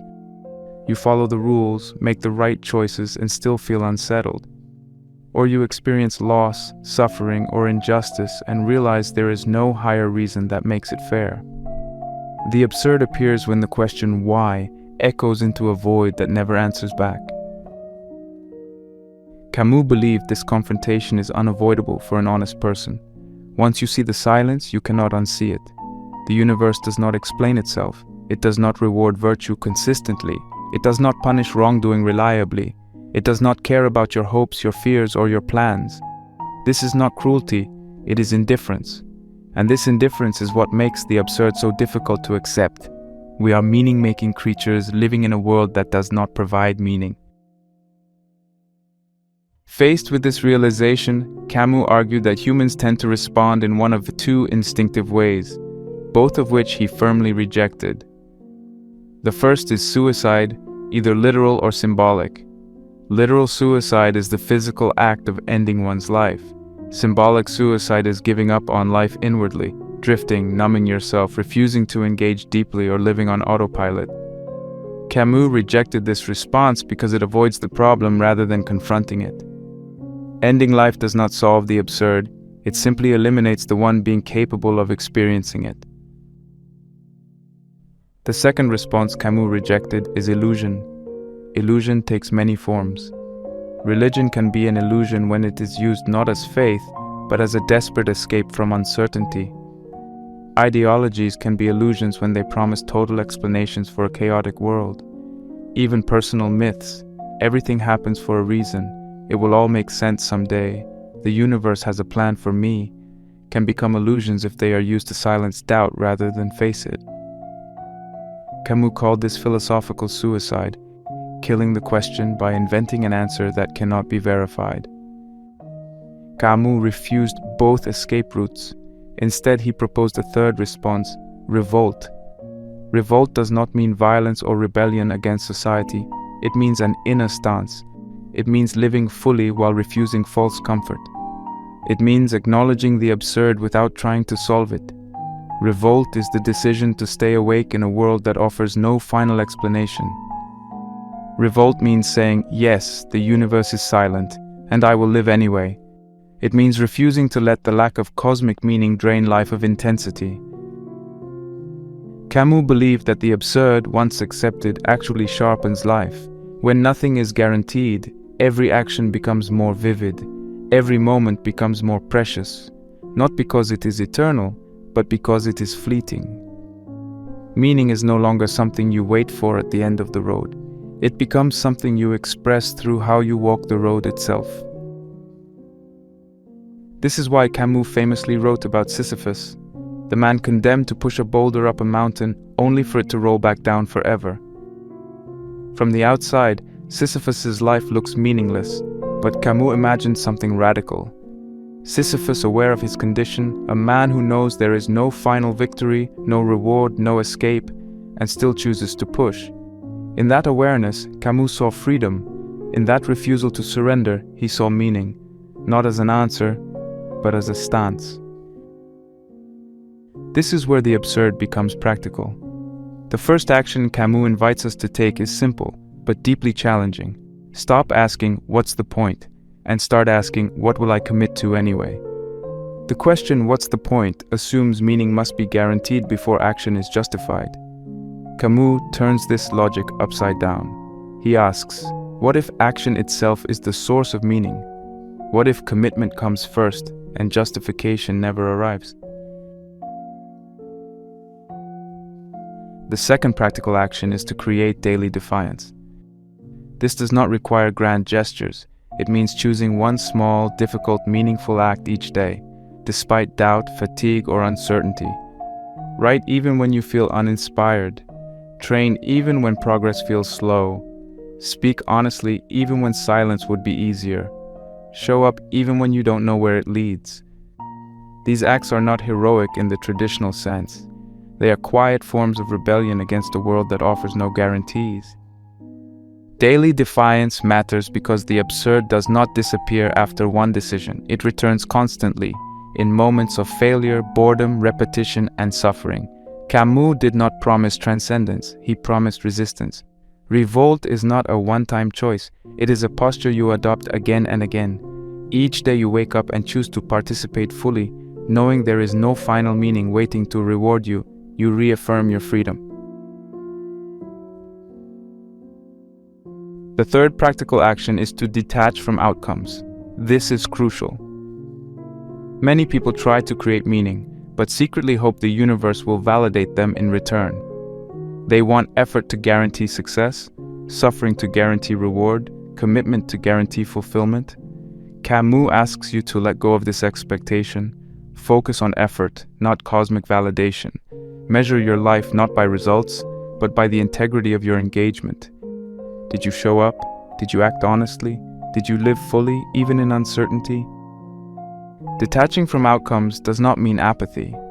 It means refusing to let your sense of worth depend on forces outside your control.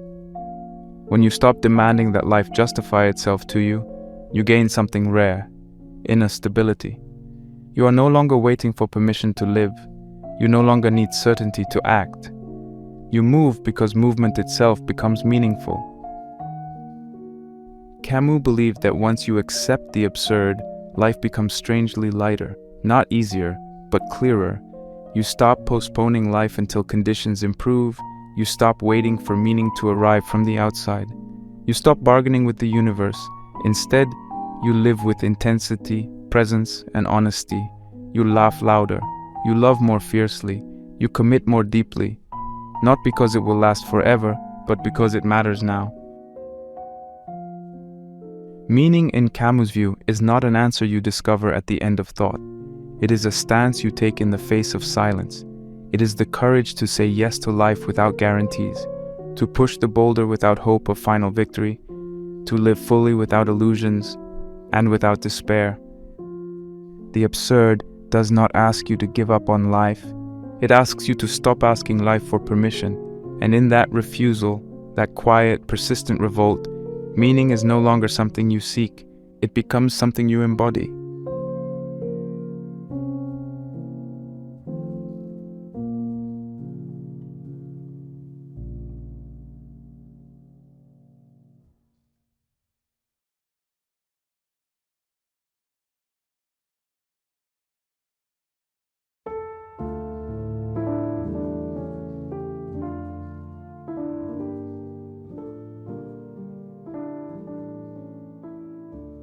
If Nietzsche showed us that inherited meaning has collapsed, and Camus taught us how to live without cosmic guarantees, Jean-Paul Sartre takes us one step further, to a truth that is even more uncomfortable.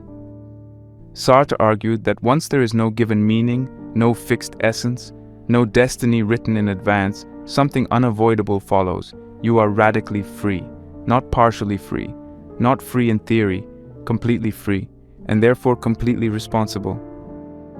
This is why Sartre used a phrase that sounds almost cruel. You are condemned to be free. Not because freedom is evil, but because you cannot escape it.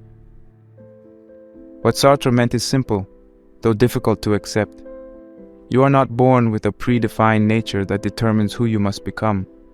You are not secretly guided by fate. You are not waiting for your true self to be discovered. You exist first, and only afterward do you define yourself through what you do. Your actions are not expressions of who you already are. They are what make you who you are. There is no essence behind the scenes, quietly directing your life. There is only choice, followed by consequences. This idea unsettles people because it removes comforting illusions. If there is no built-in essence, then there is no one to blame for the shape your life takes. not your parents, not society, not your personality, not your past. These things influence you, yes, but they do not decide for you. Sartre's claim is not that circumstances don't matter, it's that they never remove choice. Even in constraint, you choose how to respond. Even in limitation, you choose what stance to take. Even in suffering, you choose how much responsibility you will claim. Faced with this level of freedom, most people instinctively try to escape it. Sartre called this escape bad faith. Bad faith is not lying to others, it is lying to yourself. It is pretending that you are not choosing when, in fact, you are. It shows up in ordinary language, disguised as humility or realism. I had no choice. That's just how I am. I'm not built for that. Life forced my hand. These phrases feel innocent, but Sartre saw them as acts of self-betrayal. They reduce a free being into an object, something acted upon rather than someone who acts. Bad faith feels comforting because it removes guilt and responsibility. If that's just how I am, then no change is required. If I had no choice, then no courage was demanded. But the cost of bad faith is immense. Each excuse quietly erodes your sense of agency. Over time, you begin to experience your own life as something that happens to you rather than something you shape. This is how people become strangers to themselves, not through tragedy but through 1,000 small acts of denial.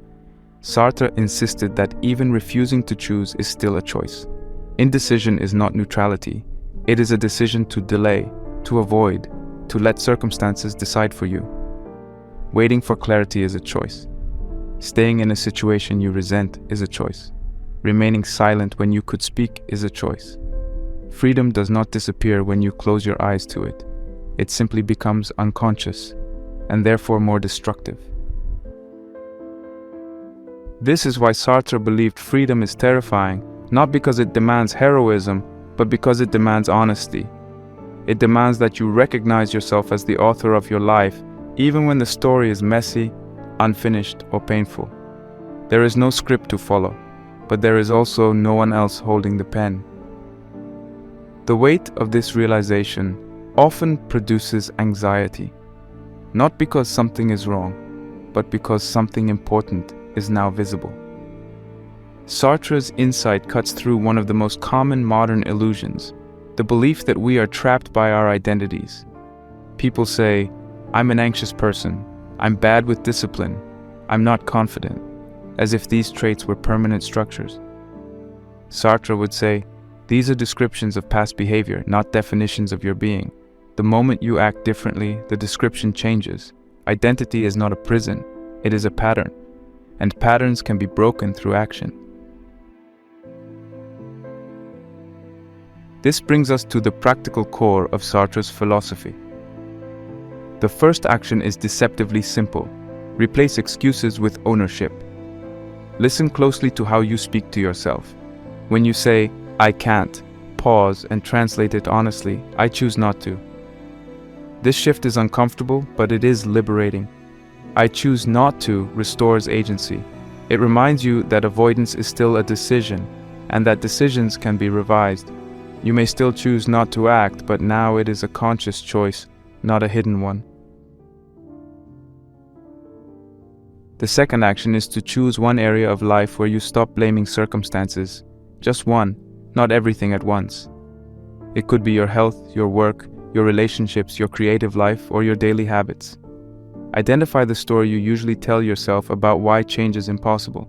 Then set that story aside, not because it's completely false, but because it is incomplete. Circumstances explain difficulty. They do not erase responsibility. Sartre does not ask you to deny reality. He asks you to stop hiding behind it. Once that area is chosen, the third action follows naturally. Act immediately, imperfectly.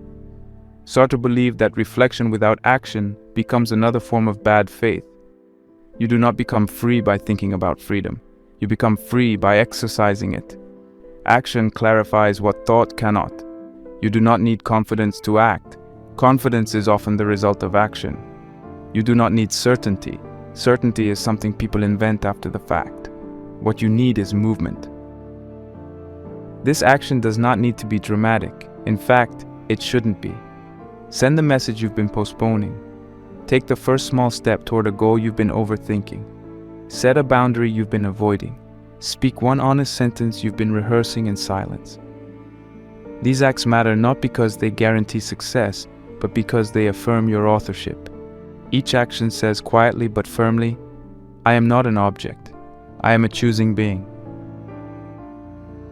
Over time, something powerful happens. Responsibility stops feeling like a burden and starts feeling like strength. When you accept responsibility, you stop waiting for rescue. You stop hoping circumstances will change first. You stop bargaining with the future. You begin to experience yourself as capable, not because life becomes easy, but because you are no longer divided against yourself. Freedom grows not when options increase, but when responsibility is accepted without resentment. Sartre's philosophy does not promise happiness, it promises dignity. The dignity of standing behind your choices, the dignity of refusing to lie to yourself, the dignity of acting even when the outcome is uncertain. A free life in this sense is not a comfortable life, it is a coherent one, where your actions align with your awareness, and your awareness does not hide from itself. Radical freedom is not something you achieve once and keep forever. It must be reaffirmed daily. Each morning you wake up free again, and tempted again to deny it. Each day offers new excuses, new pressures, new reasons to drift. Sartre's challenge is not to eliminate these pressures, but to meet them honestly, to see your choices clearly, to own them fully, and to act anyway. Freedom then is not the absence of limits. It is the refusal to pretend you are not choosing. And the moment you stop pretending, the moment you accept responsibility without flinching, your life begins to feel different. Not lighter, but real. Because for the first time, it is truly yours.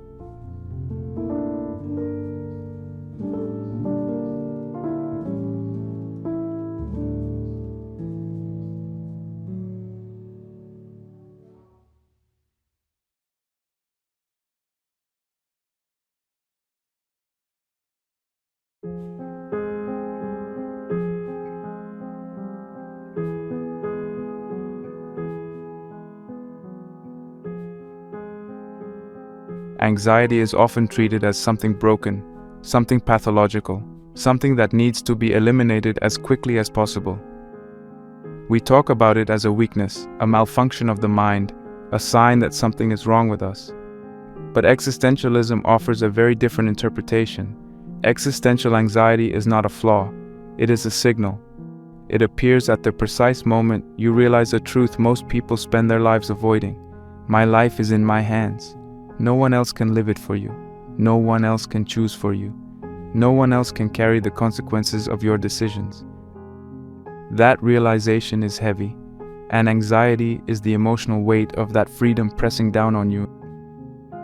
This kind of anxiety doesn't come from danger. Fear comes from something specific, a threat, a risk, a clear source of harm. Existential anxiety is different. It is vague. It has no clear object. You feel restless, unsettled, tense, even when nothing bad is happening. That's because anxiety is not warning you about what might happen. It's confronting you with what could happen. Possibility itself becomes overwhelming. When you realize you could change your life, leave what no longer fits, commit to something meaningful, or fail publicly, the sheer openness of the future can feel unbearable. This is why anxiety often appears right before important decisions, not small choices but life-shaping ones, changing direction, committing to something deeply, taking responsibility, stepping into uncertainty. The mind senses that once you act, there is no one left to blame, and so it resists.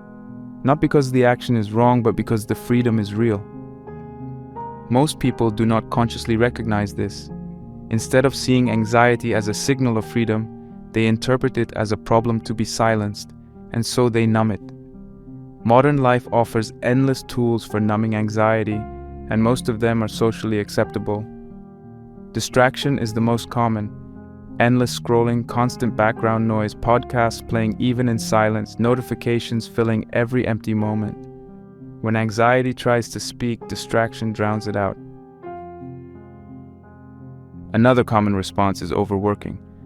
Staying busy feels productive, but it often serves the same purpose as distraction. When every hour is filled, there is no space to feel, no time to ask uncomfortable questions, no room for stillness. Overworking allows you to say, "I don't have time to think," which often really means, "I'm afraid of what I'll realize if I stop."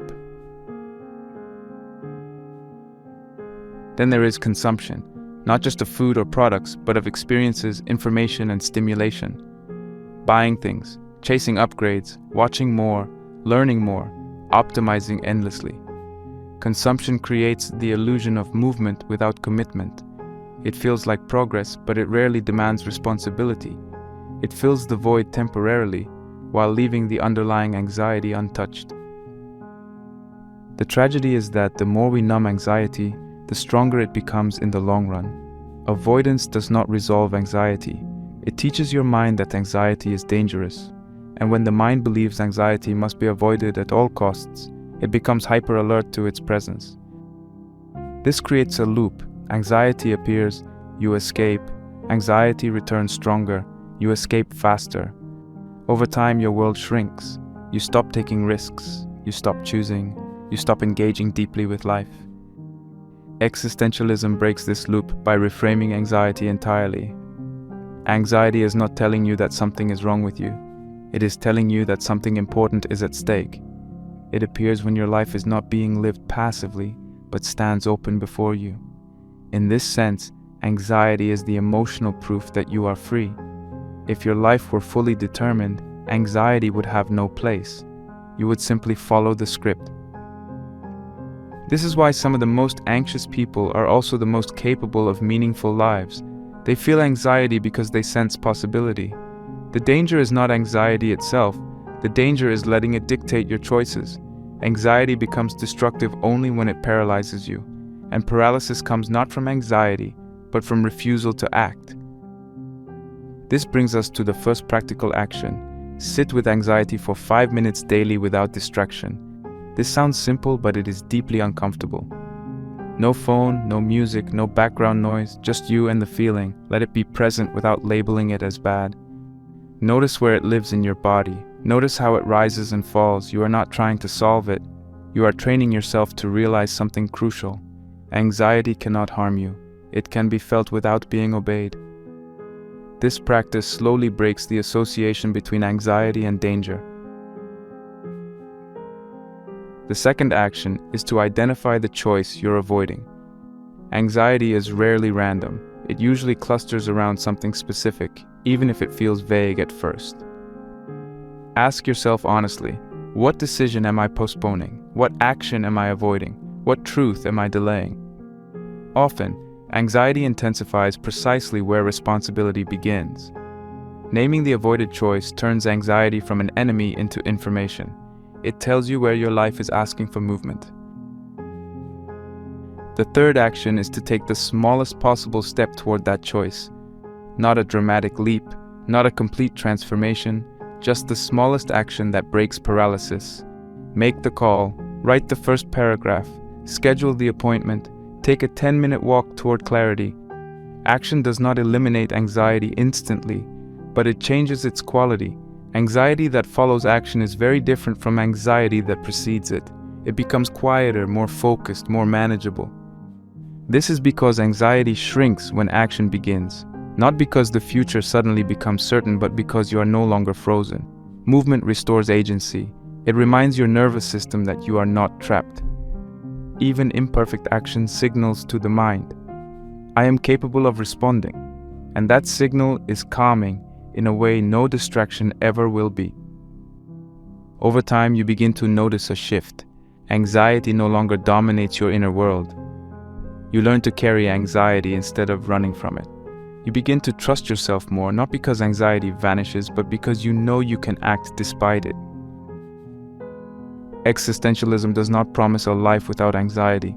It promises something better, a life where anxiety no longer decides for you, A life where discomfort becomes part of growth, not a reason to retreat. A life where you recognize anxiety as the cost of having a say in your own existence. Anxiety in this sense is not the enemy of meaning. It is the doorway to it, because the moment you stop trying to silence anxiety and start listening to what it's pointing toward, you take another step out of passivity and into authorship. And that is where meaning quietly begins to take shape.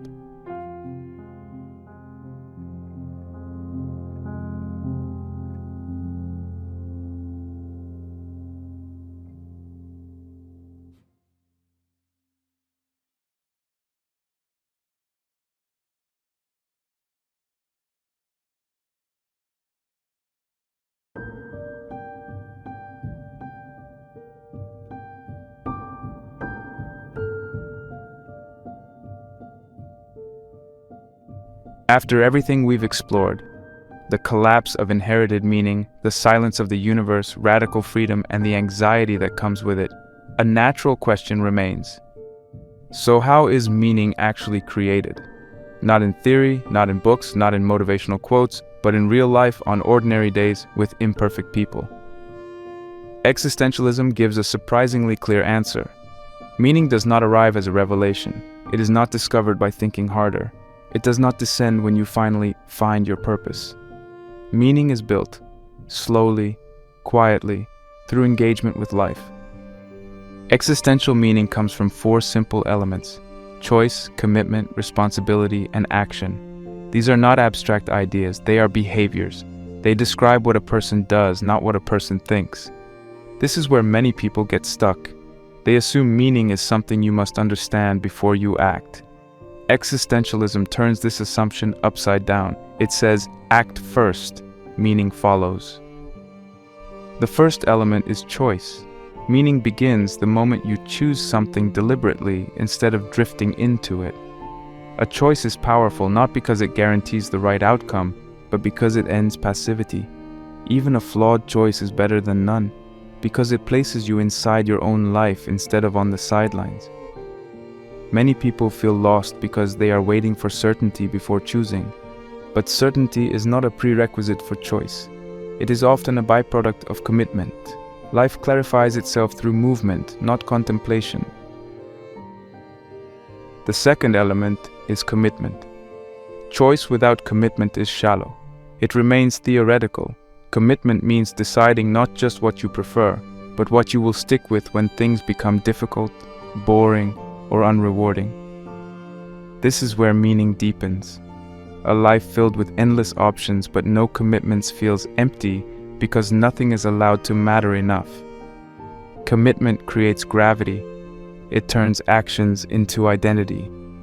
You are not what you intend, you are what you repeatedly commit to. The third element is responsibility. Responsibility is often misunderstood as burden, but existentialism sees it as ownership. When you take responsibility for something, a role, a task, a relationship, a craft, you stop waiting for someone else to fix, validate, or rescue you. Responsibility ties your actions to consequences. It grounds you in reality. And paradoxically, this grounding is what gives life weight and meaning. A life without responsibility feels light, but also hollow. A life with responsibility feels heavy, but real. The fourth element is action. This is where meaning actually takes shape. Not dramatic action, not heroic gestures, ordinary repeated action. Showing up, doing the work, acting even when motivation fades. Existentialism is deeply suspicious of endless thinking because thinking can become a substitute for living. You can analyze your life forever without ever inhabiting it. Action, even imperfect action, forces you into contact with reality, and reality is where meaning lives. This is why existentialism rejects 3 common traps. The first is thinking endlessly. Reflection is valuable, but only up to a point. When thinking becomes circular, it stops being insight and becomes avoidance. You replay possibilities, imagine outcomes, rehearse identities, but never test them. Meaning cannot survive in your head alone. It needs friction, it needs resistance, it needs the real world. The second trap is waiting for passion. Many people believe they must feel inspired before they commit. They say, once I find my passion, everything will make sense. But passion is not the starting point. It is often the result of sustained effort. Passion grows where attention is invested. It develops through competence, familiarity, and care. Waiting for passion keeps you stationary. Acting without passion often creates it. The third trap is searching for purpose as if it were a hidden object waiting to be uncovered. This search can become endless. You read, watch, plan, and compare, always hoping the next insight will finally tell you what your life is meant to be. Existentialism cuts through this illusion. There is no pre-written purpose assigned to you. There is only the purpose you build through what you are willing to carry and sustain over time. Meaning then appears after engagement. It is not the cause of action, but its consequence. This is difficult to accept because it requires faith without guarantees. You must act without knowing whether it will pay off. You must commit without certainty that it will feel meaningful tomorrow. But this uncertainty is not a flaw. It is the condition under which authentic meaning becomes possible. This leads directly to the practical actions of this section. The first is to choose one responsibility worth carrying, not 10. 1. Something that demands effort and consistency. It could be a craft, a project, a person, a habit, or a role you know matters, even if it doesn't excite you every day. The key question is not, does this make me happy right now? But, is this weight worth carrying over time? Meaning is closely tied to the burdens we willingly accept. The second action is to commit publicly or structurally. Private intentions are fragile. They disappear when motivation fades. Commitment needs structure. This could be a schedule that doesn't depend on mood, a habit anchored to a time and place, or accountability that makes your choice visible. Public commitment doesn't mean seeking applause. It means removing easy escape routes.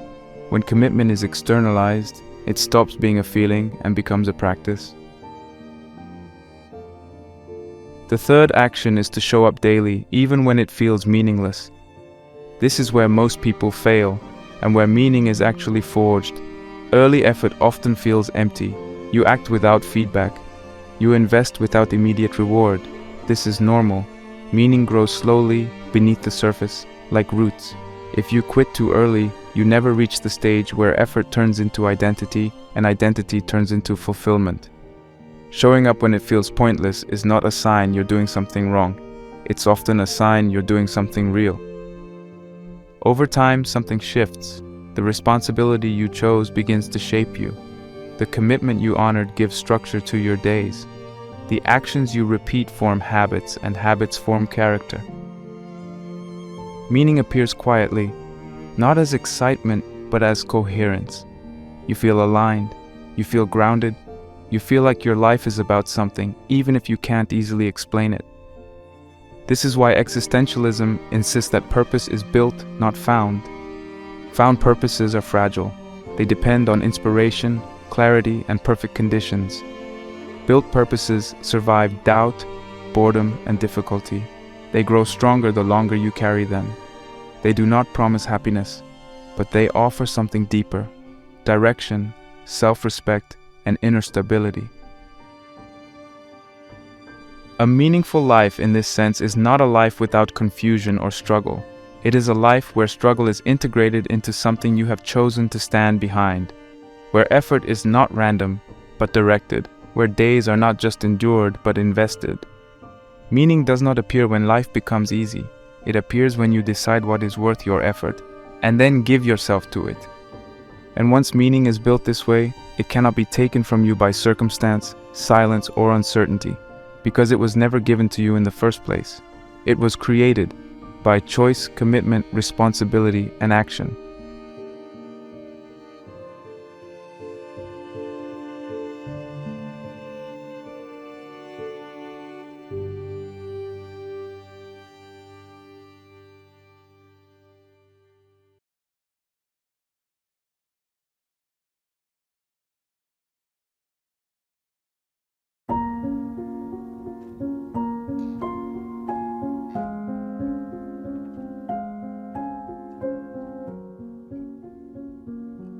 At this point in the journey, one final obstacle remains, and it may be the most difficult one to overcome.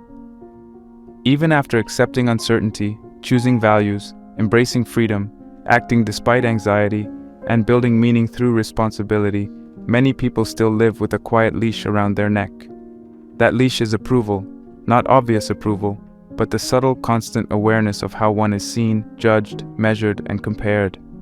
Existentialism does not fully come alive until this leash is loosened. When Sartre wrote the line, "Hell is other people," he was not saying that relationships are evil or that solitude is superior to connection. He was pointing to something far more precise and far more dangerous. Living through the eyes of others destroys authenticity. The moment you begin to experience yourself primarily as an object being observed, evaluated, and judged, you stop being fully present in your own life. You begin to perform instead of live. You act not from inner conviction, but from imagined reactions. This kind of living creates a divided self. On one side is who you are when no one is watching, your instincts, thoughts, doubts, and values. On the other side is who you present to the world, filtered, edited, adjusted for acceptance. The longer this division persists, the more hollow life feels. You may be admired, liked, or praised, yet feel strangely absent from your own existence. Approval feels good in the moment, but over time it replaces authenticity with strategy. Modern life has amplified this problem beyond anything Sartre could have imagined. Today's other people are no longer just the individuals physically present around you. They are abstract audiences, metrics, numbers, likes, views, followers, comments, comparison feeds. These systems constantly ask the same question: how are you being received? And the more often you ask that question, the harder it becomes to ask the more important one: is this honest? This is the modern hell, not suffering imposed from the outside, but self-surveillance from within. You begin to anticipate judgment before it happens. You shape your words, choices, and even desires around how they might be perceived. Over time, this leads to a quiet form of self-abandonment. You no longer act to express who you are, you act to manage how you are seen. Comparison deepens this trap. When you constantly measure yourself against others, your sense of worth becomes relative and unstable. Someone will always appear ahead of you, happier than you, more successful than you, more admired than you. Comparison does not motivate authenticity. It erodes it. It shifts your attention outward, away from your own path, and ties your sense of meaning to standards you did not choose. Existentialism challenges this at its core. If meaning is created through choice, commitment, and responsibility, then living for approval undermines meaning itself. Approval is external. It fluctuates, it cannot be controlled. Building a life around it is like building on water. You may feel momentarily supported, but you will never feel grounded. Living authentically does not mean rejecting all feedback or isolating yourself from others. It means something far simpler and far braver. You stop letting approval decide for you. You allow yourself to be seen as you are, rather than constantly adjusting to be accepted. You accept that disapproval is not a failure. It is often the cost of being honest in a world that prefers conformity. This brings us to the practical actions of this final section. The first is to stop optimizing for approval in one area of life. Just one. It could be how you express yourself online, how you dress, how you speak in meetings, how you pursue your interests, or how you structure your time. Notice where you habitually ask, will this be liked? Will this be approved? Will this be accepted? Then for that one area, consciously choose a different metric. Is this aligned with what I actually value? This step often feels uncomfortable because approval has become a reflex. You may feel exposed, awkward, uncertain, but this discomfort is a sign of realignment. It means your actions are beginning to come from the inside rather than being negotiated externally. Authenticity rarely feels smooth at first. It feels raw, but rawness is a sign of presence. The second action is to do one honest act daily that risks disapproval. This does not mean being provocative or reckless. It means being sincere where you would normally self-censor. Speak one true sentence you would usually soften. Share an idea without over-editing it for acceptance. Say no when you would usually say yes to avoid discomfort. These acts are small, but they are powerful. Each one reclaims a piece of your agency. Over time, you may notice something surprising. Disapproval is rarely as catastrophic as you imagined. Some people may disagree, some may not understand, some may drift away, but what remains grows stronger: self-respect. And self-respect is far more stable than approval. Approval depends on others. Self-respect depends on alignment between your values and your actions. The third action is to measure success internally. This is essential. As long as you measure your life by external response, you remain vulnerable to forces you cannot control. Existentialism proposes a different standard: effort, integrity, and consistency. Did you show up? Did you act honestly? Did you honor your commitments, even when no one noticed? These are measures no algorithm can take from you. Internal measures change the emotional tone of life. You stop riding constant highs and lows based on feedback. You become steadier, more grounded. You no longer need to win every comparison because you are no longer playing the same game. You are playing a quieter one, a deeper one, where the reward is coherence rather than applause. Living authentically also transforms relationships. When you stop performing, your connections become more real. Some relationships will fade, not because you failed, but because they were built on performance rather than truth. Others will deepen. You will be seen more clearly, and you will see others more clearly in return. Authenticity does not isolate you. It filters your world until what remains is solid. This is the final existential shift, not from confusion to certainty, but from dependence to ownership. From living as an object in others' eyes to living as a subject in your own life. From asking, "Am I approved?" to asking, "Am I aligned?" At this stage, meaning no longer feels like a puzzle to be solved. It feels like something you are carrying, something you uphold through how you live, not what you achieve. The world may still be silent, there may still be no guarantees, but your life is no longer waiting for permission. And this brings us to the final message, the quiet truth that holds everything together. The world may be meaningless, but your choices are not. Meaning is not given, it is not promised, it is not discovered waiting somewhere in the future. Meaning is carried through responsibility, carried through commitment, carried through action, carried through honesty. And once you accept that, once you stop asking the world to justify your existence, something changes. You stop drifting, you stop hiding, you stop postponing life. You stand inside it, not with certainty, not with guarantees, but with courage.